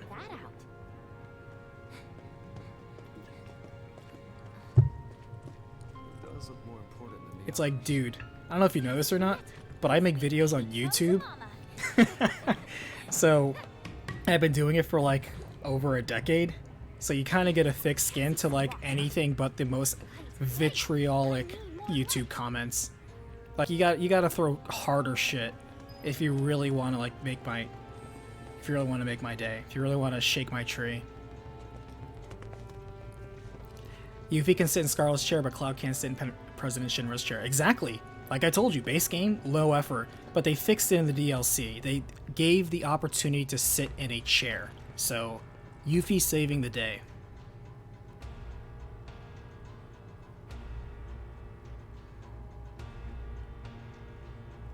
Do you think Cloud and company will fight the Proud Claw? I do. Because they kind of mentioned that it was a prototype, what we fight here.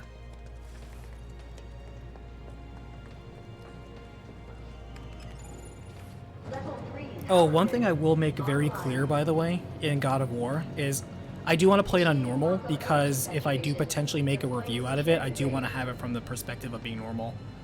And the other reason is we are going to do absolutely no collectibles if we can avoid it. We're going to do no collectibles, and we're going to do no side quests. And the reason we're going to do it like that is because, excuse me, I want to see, with the recorded footage, I want to get the exact timing of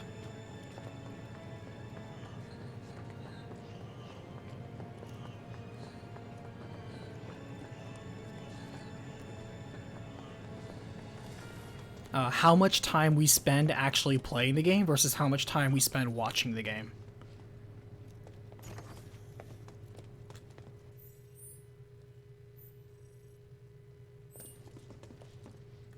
Oh, did I miss something? Oh, that's right, we're supposed to do this. And then this dude's come in.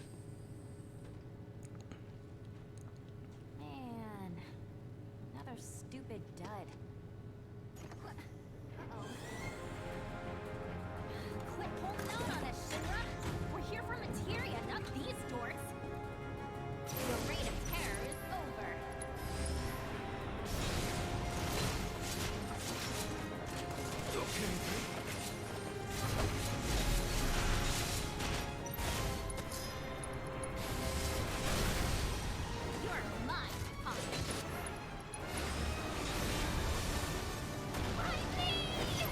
I like how she cries out, "Why me?" when she gets like thrown out.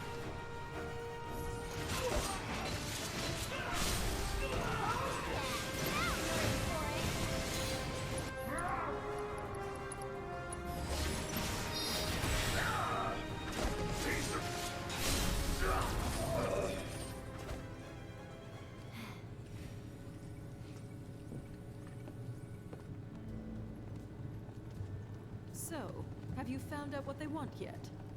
We think so. We can't say for certain, as their behavior is erratic. But they appear to be searching for materia. Excuse me? You mean to say that these savages have gone to all this trouble for materia?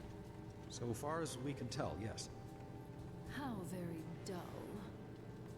Be that as it may, I suppose I should talk to them. Ma'am. Enjoying yourselves, I trust? Awed by a simple hologram? How precious. But I know just what you need to loosen up a little. After such a long journey, you must be so tense. Luckily, I have toys for that. All far more entertaining than this. What do you want?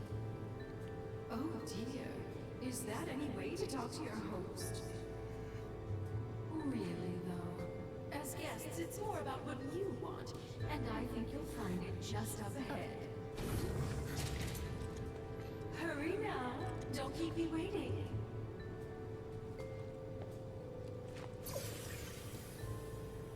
So, boss, what are you thinking? That we're walking into a trap, I guess. But it's nothing we can't handle, right? Couldn't have said it better myself.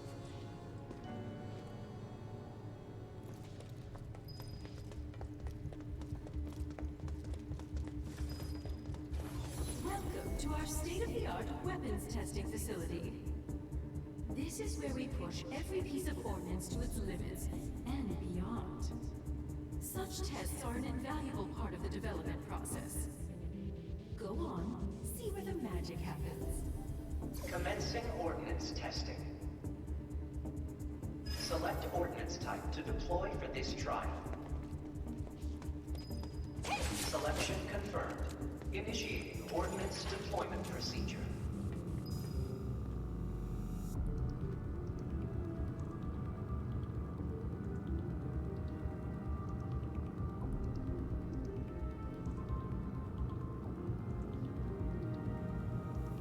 Subjects approaching test site.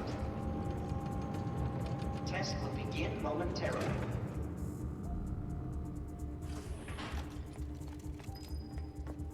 Beginning analysis.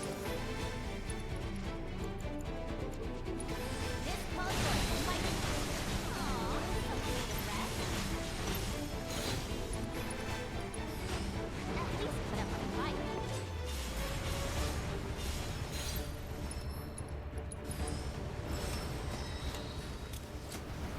So what you think? Aren't I just Analysis awesome? concluded. Continuing trial. Select ordnance type to deploy for this trial.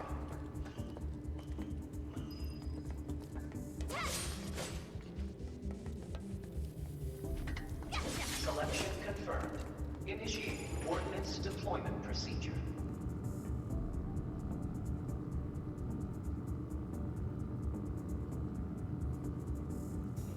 I hope they don't make the next game like this where the optional characters aren't part of the main game.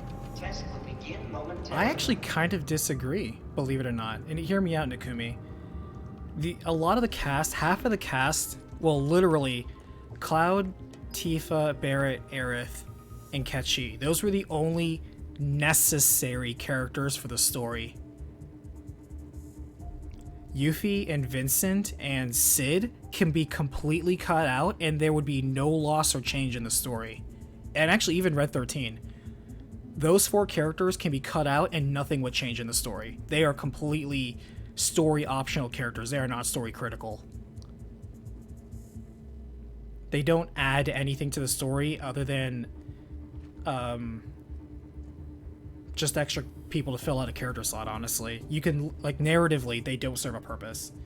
So if you just have them as guest characters, which is honestly what they are, because the moment they come in and they have their one little side quest that focuses on their tragic backstory, and then you move on and it's never brought up again and doesn't fundamentally change their character because there's no dynamic character writing in the original Final Fantasy VII, once you get past that, you just realize you just had a guest character that's overstayed their welcome. That was the function of half the cast in the original game. So if you do want to make them just optional characters, make them optional characters. The story will not be worse for it. But if you're going to include them and have stuff that adds more world building stuff like they are with Yuffie right now, I would be okay with that. But if you're going to include them, you better put more effort in, is what I'm saying. Wanna beg for mercy?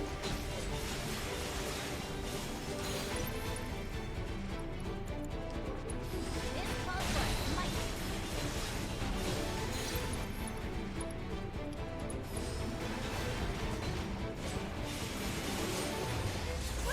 What are you waiting for? Hope you learned your lesson. Analysis concluded. Continuing trial. Select ordnance type to deploy for this trial.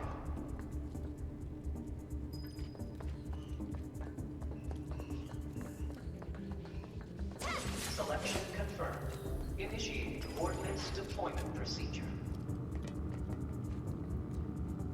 I'm a big fan of what they call Chekhov's gun when it comes to writing stories. And if you're not familiar with Chekhov's gun, a really simple way of explaining it is you don't bring in a character or a plot device or an element unless you're actually going to use it. And it actually matters. I mean, like how much it matters can vary, but the point is you're going to use it. Things are purposeful. You have purposeful writing.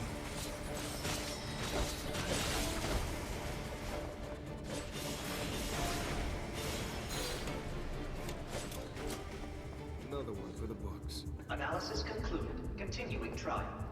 Alright, before we do this last trial, let me look up real fast.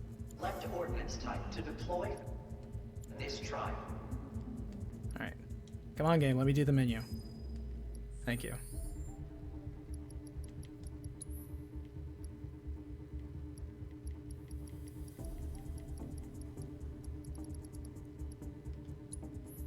Alright, its weakness is lightning.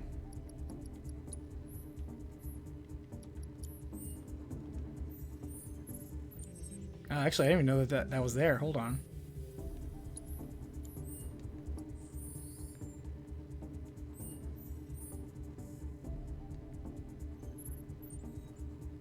That's cool. I didn't even know this was here.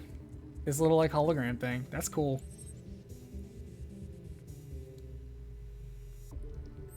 It's entirely useless, but it's kind of fun.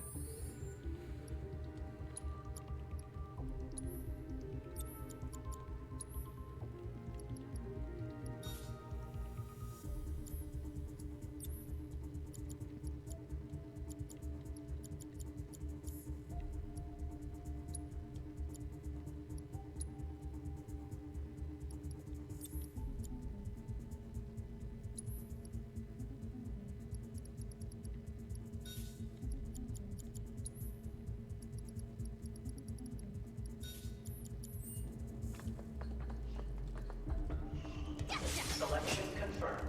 Initiating ordnance deployment procedure. And it's something that you get used to when you do recap, as long as I have. When you've recapped over 150 titles and you have to basically cut the fat, and you spend so much time cutting the fat that when you look at a game and you're like, that's filler. And other people are like, no, it's really good, it helps it. It's filler. Really easy way to test is if you cut it out, what actually changes, what's missing. And if the answer is negligible or nothing, then it's fat, it's filler. It could be there because it's cool, nothing wrong with that.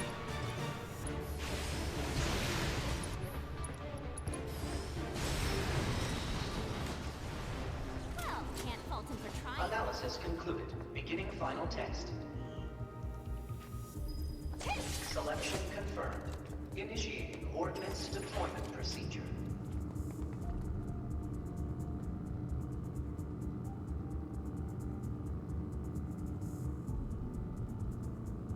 Subjects approaching test site. Test will begin momentarily.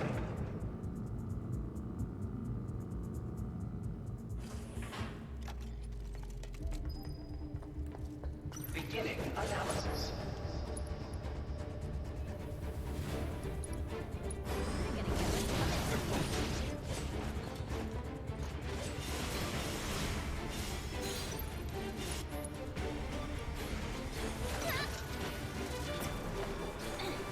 Bring it on.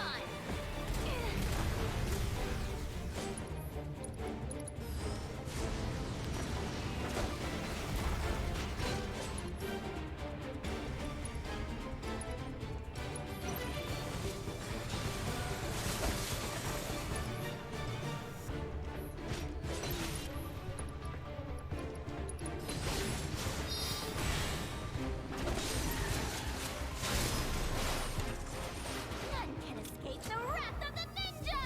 My, how impressive. Seems I may have underestimated how resilient you ninjas can be. This is my path of the ninja. How about did you, old hag? You woo giants.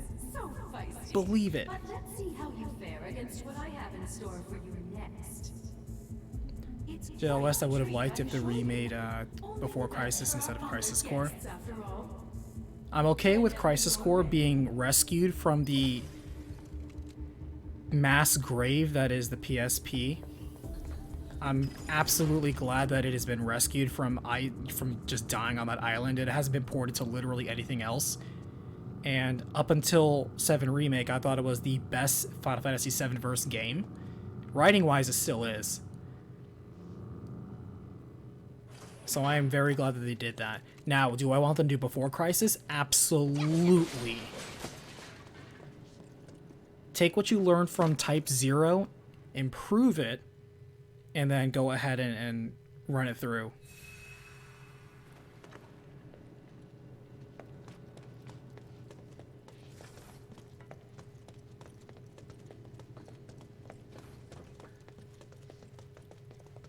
Actually, real fast before we do this, I need to take a quick break and refill my water.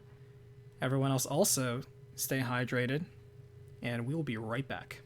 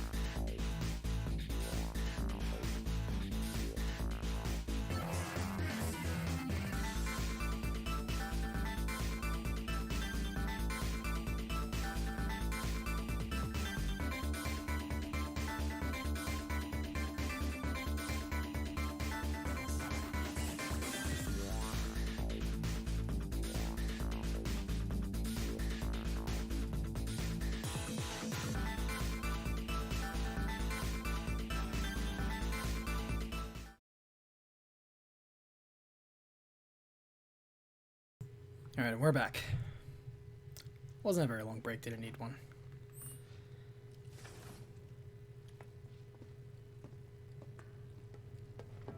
Where are we?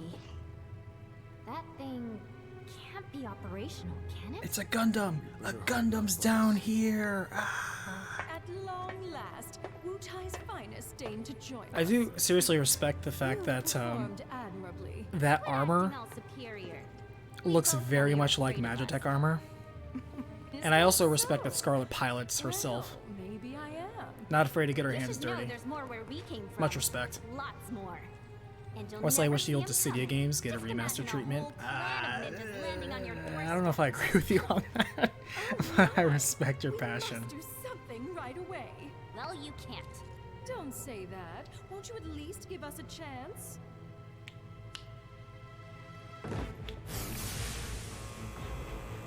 What the? Allow me to present the latest innovation in Shinra battle armor. Designed by yours truly. This will be a memory to cherish for the rest of your lives. All 30 seconds of them. Around. But not for much longer, eh, boss? Right on. You're as good as scratch.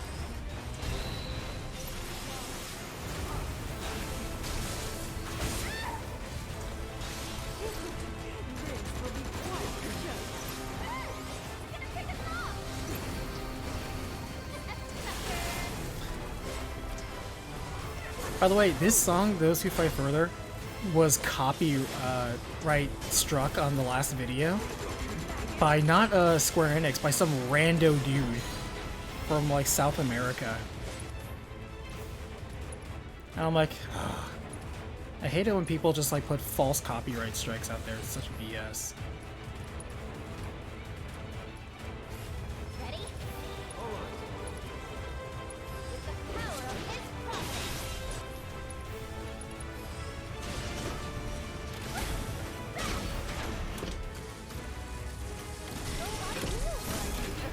But I rather suspect you wish that I had.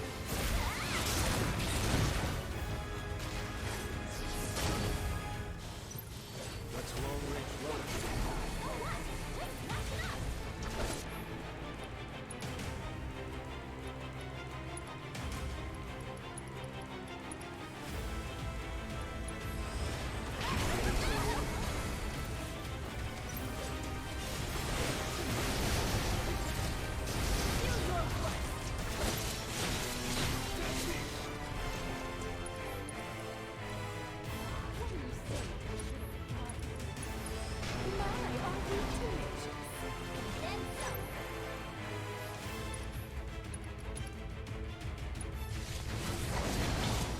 Another of my toys broken. How did you...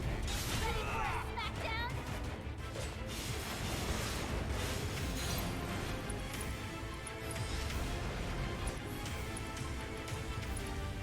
Now I'm ready to rumble. A moment, if you please. Hey! You know that's cheating.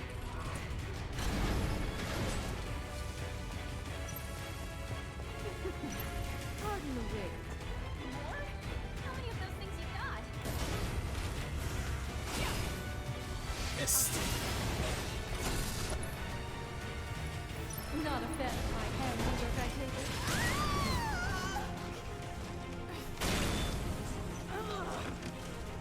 Useless.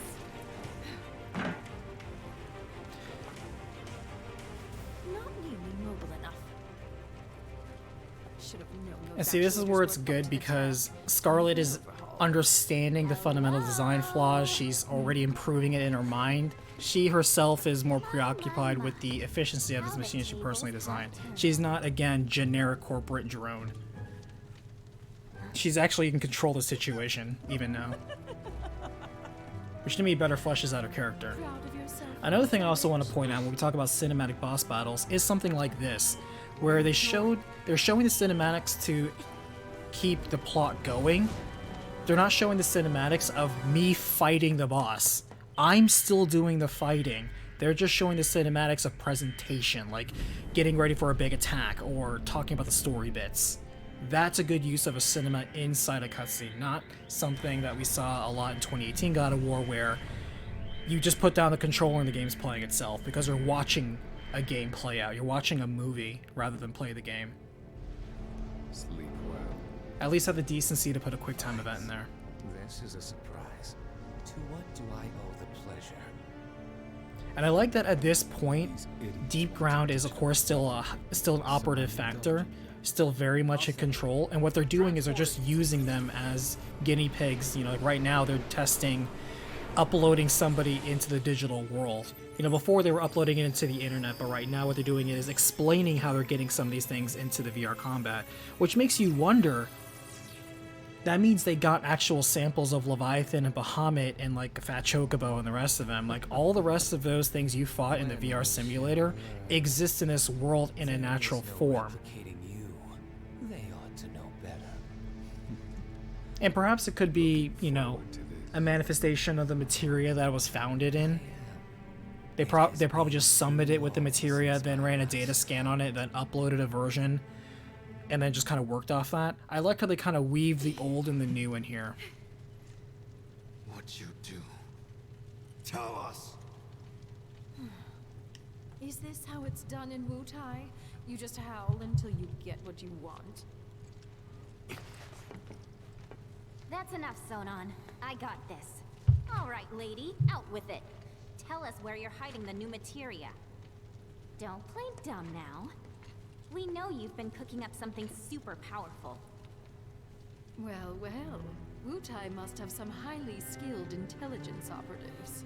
And again, Scarlet's smart here. She knows they really have nothing to go on. They're just bluffing.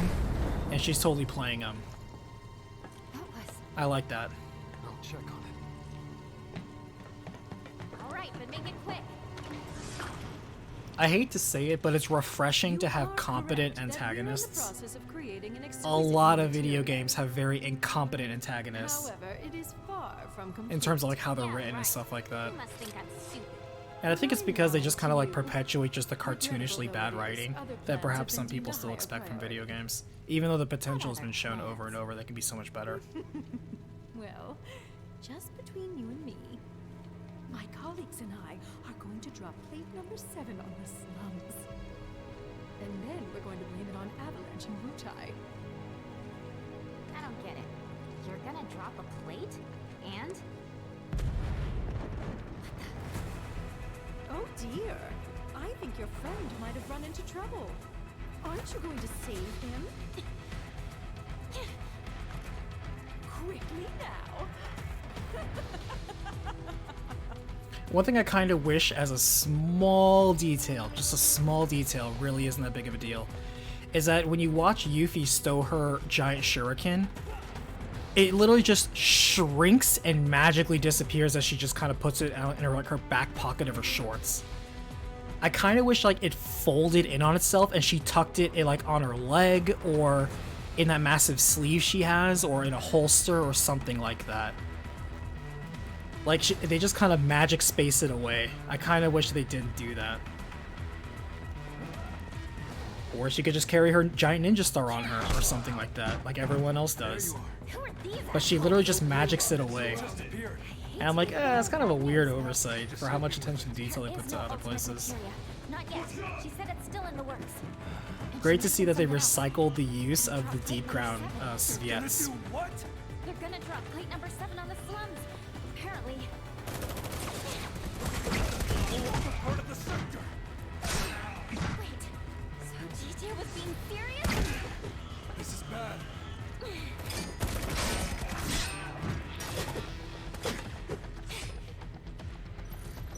Let's go.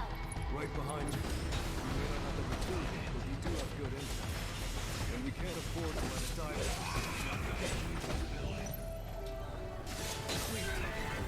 End of the line. Have visual. Let's cleansing.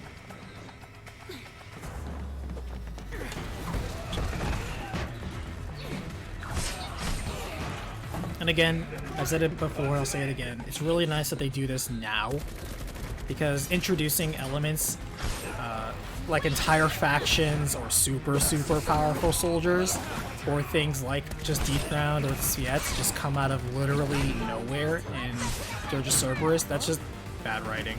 It's literally an asshole.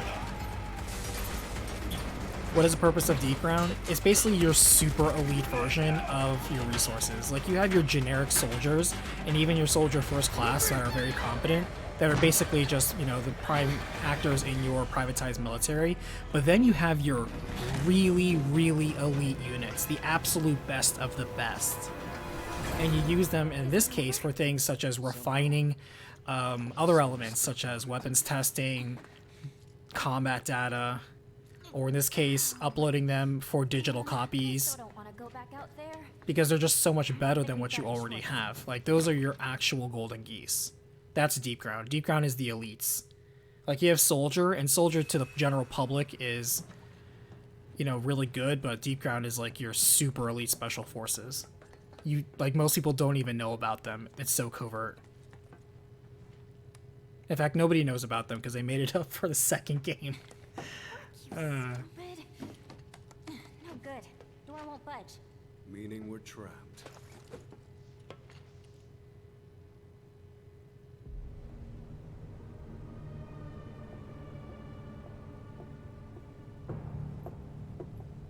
But yeah, Deep Ground is the highly elite combat arm of Shinra.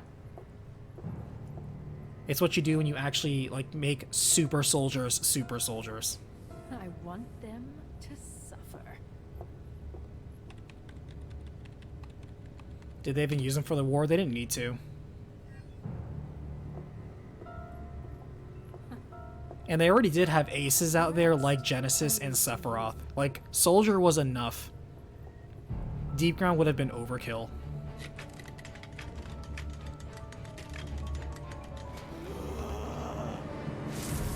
And like right here, it's like, because they're super soldiers and they have these weird ass abilities, it's like Resident Evil. You just have bioweapons. They can just do weird shit.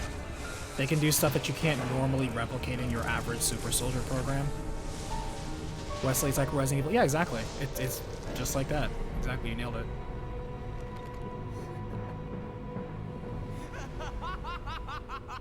Like, to use a Resident Evil analogy, you don't need to throw a tyrant at every single situation. Pain sensation level set to maximum. What was that? They figure we need a challenge. Meaning we're in for a world of hurt. No fair.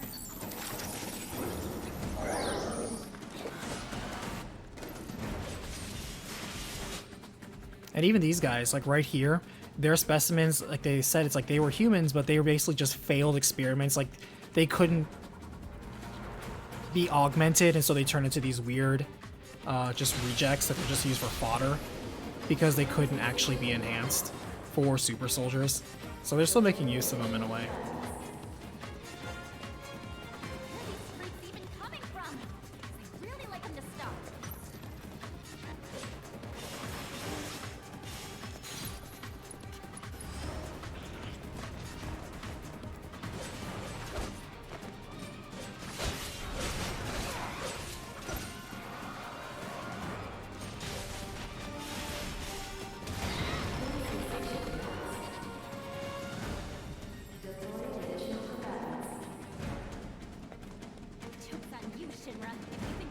One of the things that I will say as a compliment of the DLC is Yuffie is such an enjoyable character to use in combat. Like, I'd have to probably say she's probably my favorite one in terms of, like, actively driving. She's, you know, like I said, fast and effective. Very good mid-range fighter. And I like her mix-up of basically ninjutsu, which is like light-level spell casting.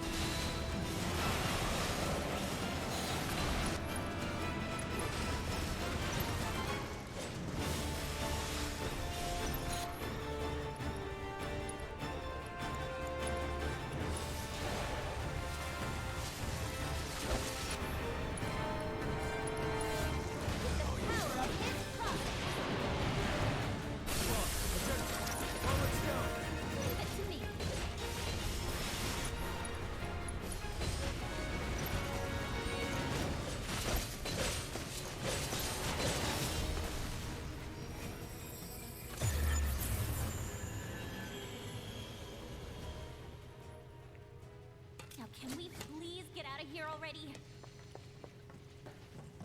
That guy just plops down. I don't know, the seats don't look too comfortable. I think it would hurt your butt if you tried that.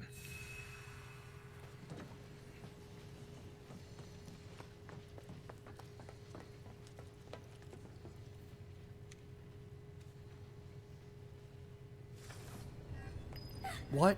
What is this? It's blood. Hope this isn't Chris's blood.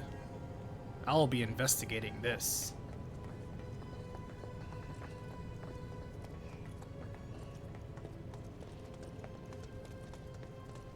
I don't like the looks of this. I doubt they're here to help.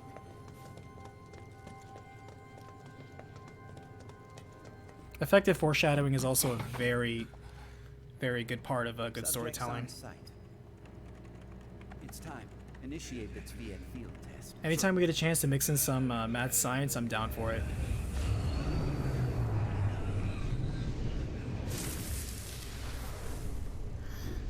They're heartless.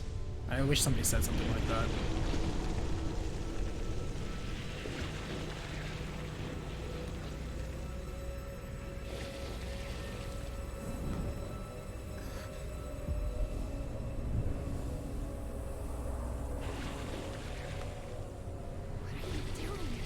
Aren't you all on the same team?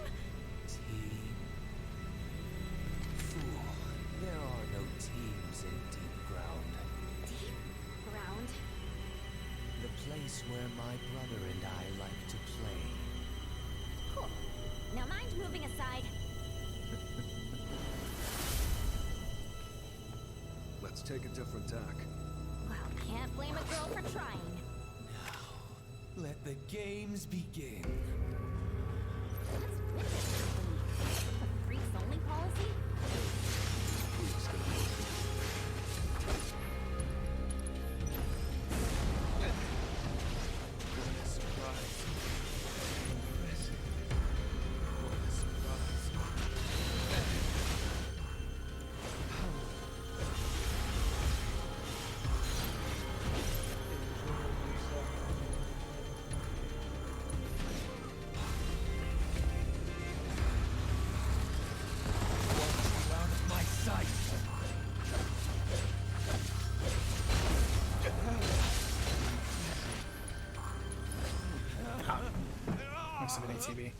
But you see how effective Yuffie can also fight in the air and pursue aerial targets? I think Sid will do that as his main kit. I think Yuffie was just kind of experimenting that. Yuffie's just like a really talented jack of all trades.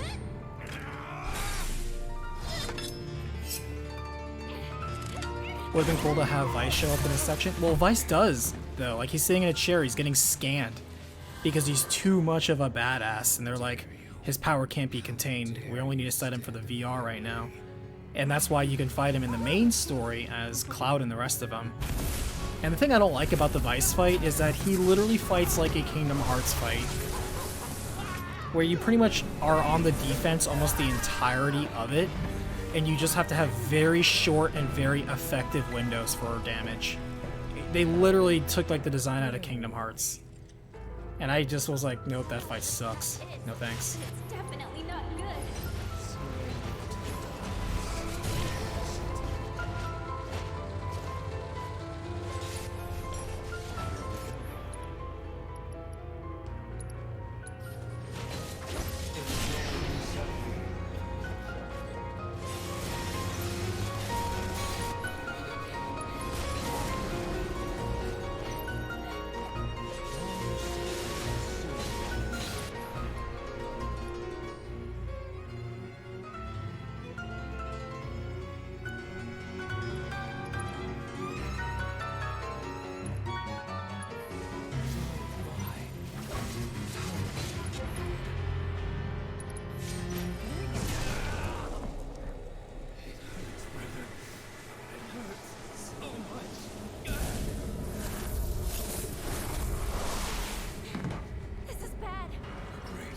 Get out of here!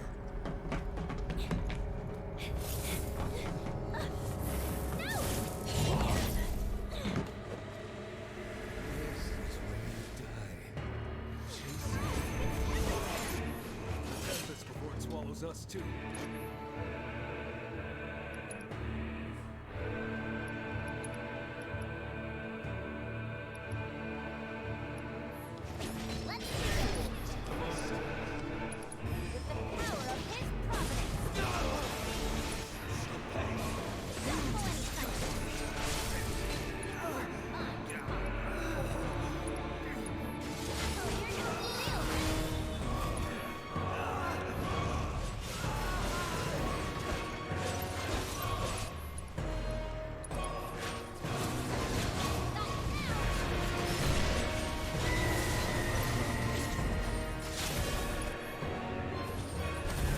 Did you fight Vice already? No, you only fight Vice in the VR simulator.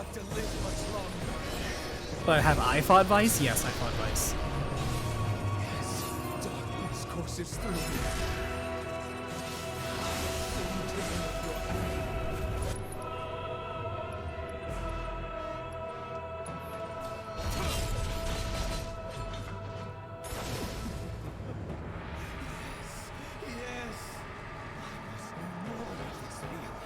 And that's it. That's the DLC. Done. Let's finish this. Gotta tell me twice.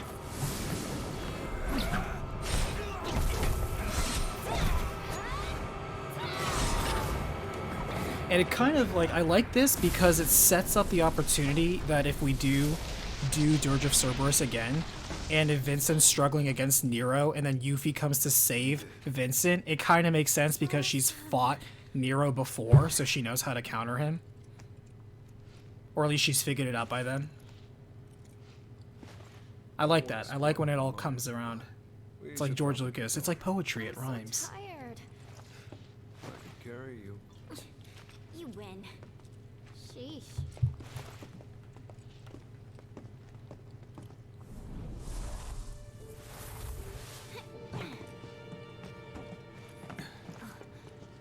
Aha.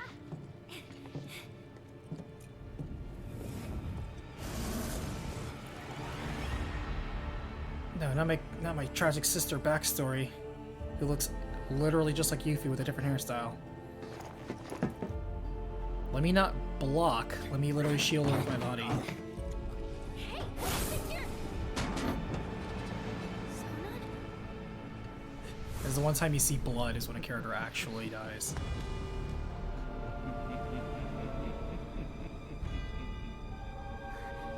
Sonan, we barely knew ye. Literally barely knew you. You literally come in, give us your tragic backstory, and then you die. You were the best AI companion we've had in this game so far. You were also the only AI control companion we've had in this game so far.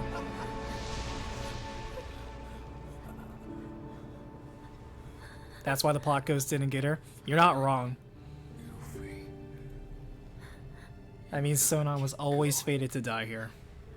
It's canon. No. Stop it. Though it would have been cool that if he did try to almost kill Yuffie and a plot ghost came up and Nero's like, what the hell? That would have been kind of a cool thing to see too. Sonan, understand that you did die for nothing. Sorry, man.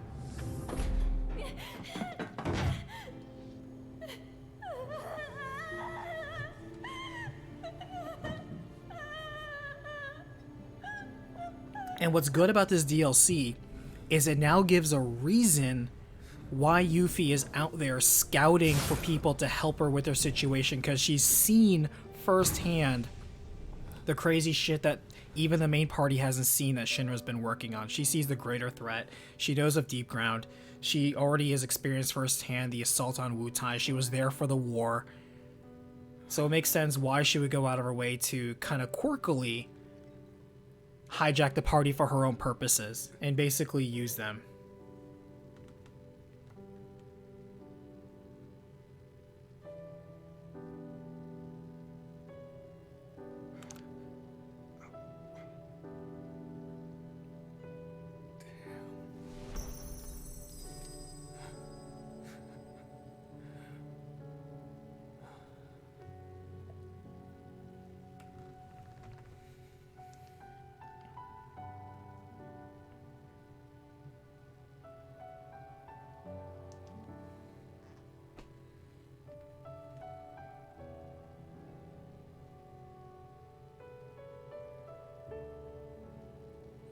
Is it weird that you feel absolutely nothing for what's-his-face death? I mean, you kind of don't need to, because you literally met this guy 2 hours ago. He gave you his tragic backstory about his sister an hour ago, and then he dies. Half an hour later. It's very rushed. You really don't have enough time to be emotionally invested in Sonan, so him dying is very whatever. It's just kind of a way to like, well, we're not going to use his character, so let's just kill him off and try to make it sad. But it literally is like just watching a complete stranger die in a very dramatic and slow way.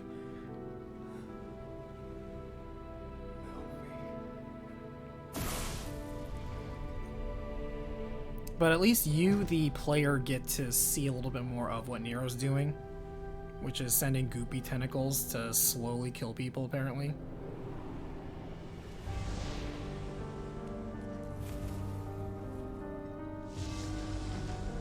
And he wears his face like a creep.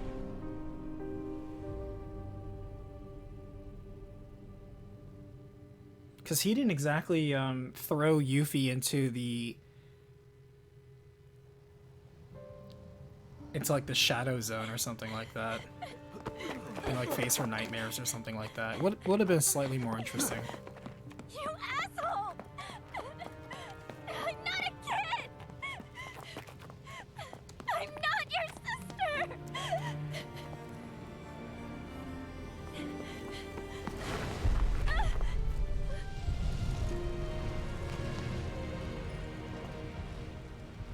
And whoever brought it up earlier was right. It was 50,000 people, which to me is very small. This is just wrong.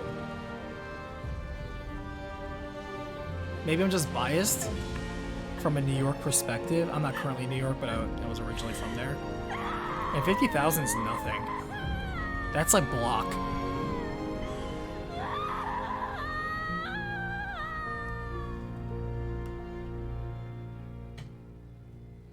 But you know, different cities, different sizes, so 50,000 could be a very significant portion of the city. I don't know. I don't think they've mentioned the exact population total of Midgar in the game.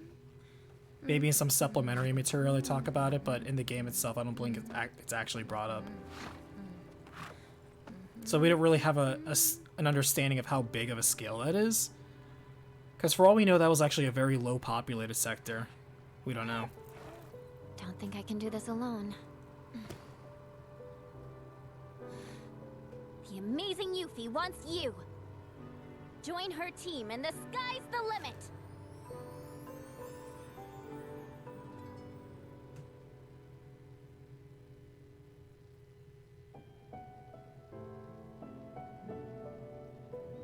JLOS, I think he's preventing his victims from entering the live stream. Well, probably.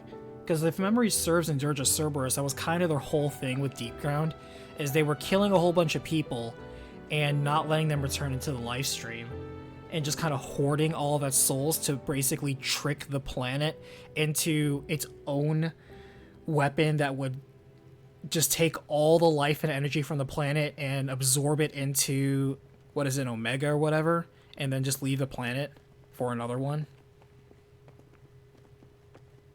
I don't know, I need to watch my own recap. Hey, Barrett? Were you really walking the whole way? Yep. Calm's still pretty This far cutscene though, is why isn't some it? people were playing this DLC. Another full day, give or take. Question. When my mom says a full day, she means from the time you get up in the morning till the time you go to bed.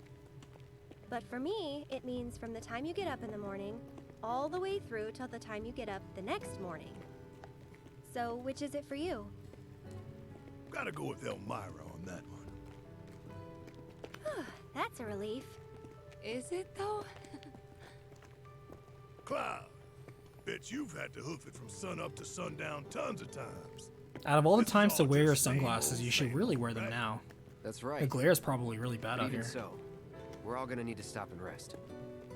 Especially you. Yeah, I know. Anyway, marching into the unknown ain't easy.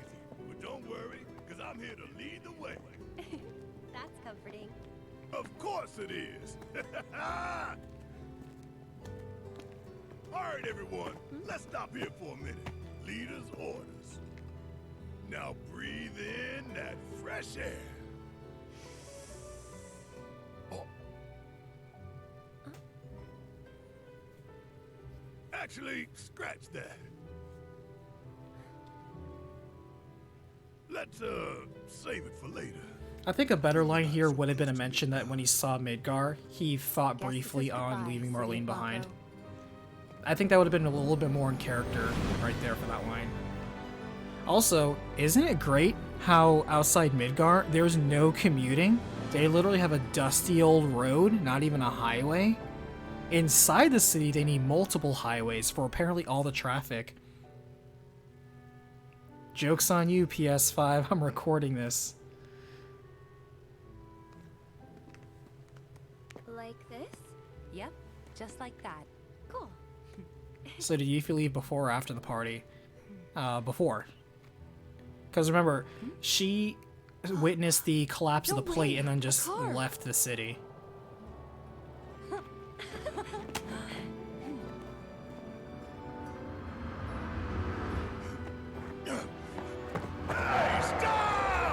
I think it's crazy that Chocobo Bill was literally just going to leave them all behind if Barra didn't do that.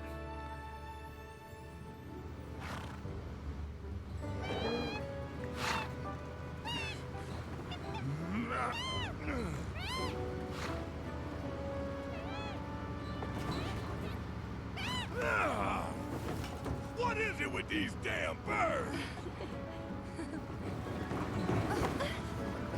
Sorry about that. No need to apologize, ma'am. He did that on purpose. Look at him smile. If memory serves, they make way to Calm. Yeah, Calm is where they go next. Because Calm is basically like the closest town to Midgar. That's why Deep Ground like massacres them later. Because it just happened to be closer. But yeah, there's no commute time. Isn't it great? I'm surprised more people don't go ahead and commute. Actually, I don't remember Calm being like a castle town. Look at that. Look at that.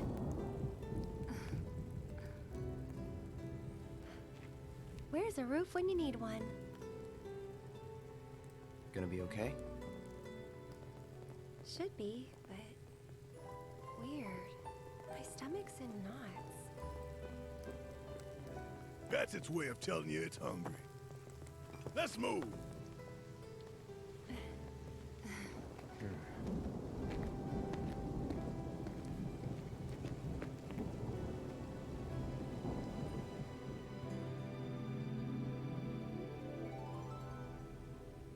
And then this scene that, again, makes the people lose their mind.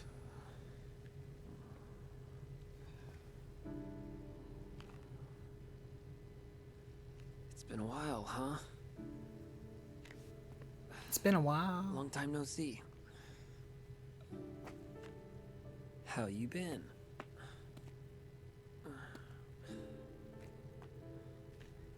Listen.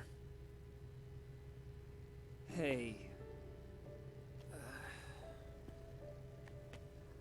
Hold up, let me see something.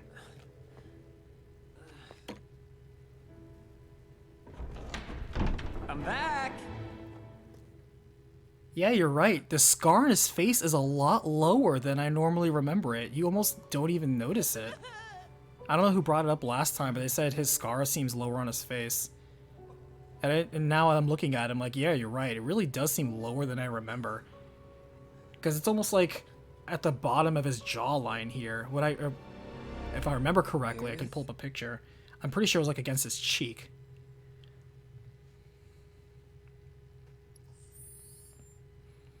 Bradley, how are the two Buster Swords in existence simultaneously? Well, remember, at the end of the base game, you have Zack carrying Cloud towards Cloud.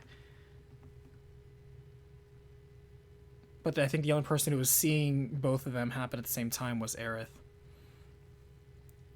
But alright, that was the DLC. Got all the recording I need to get done. Let me go ahead and click that. Boop.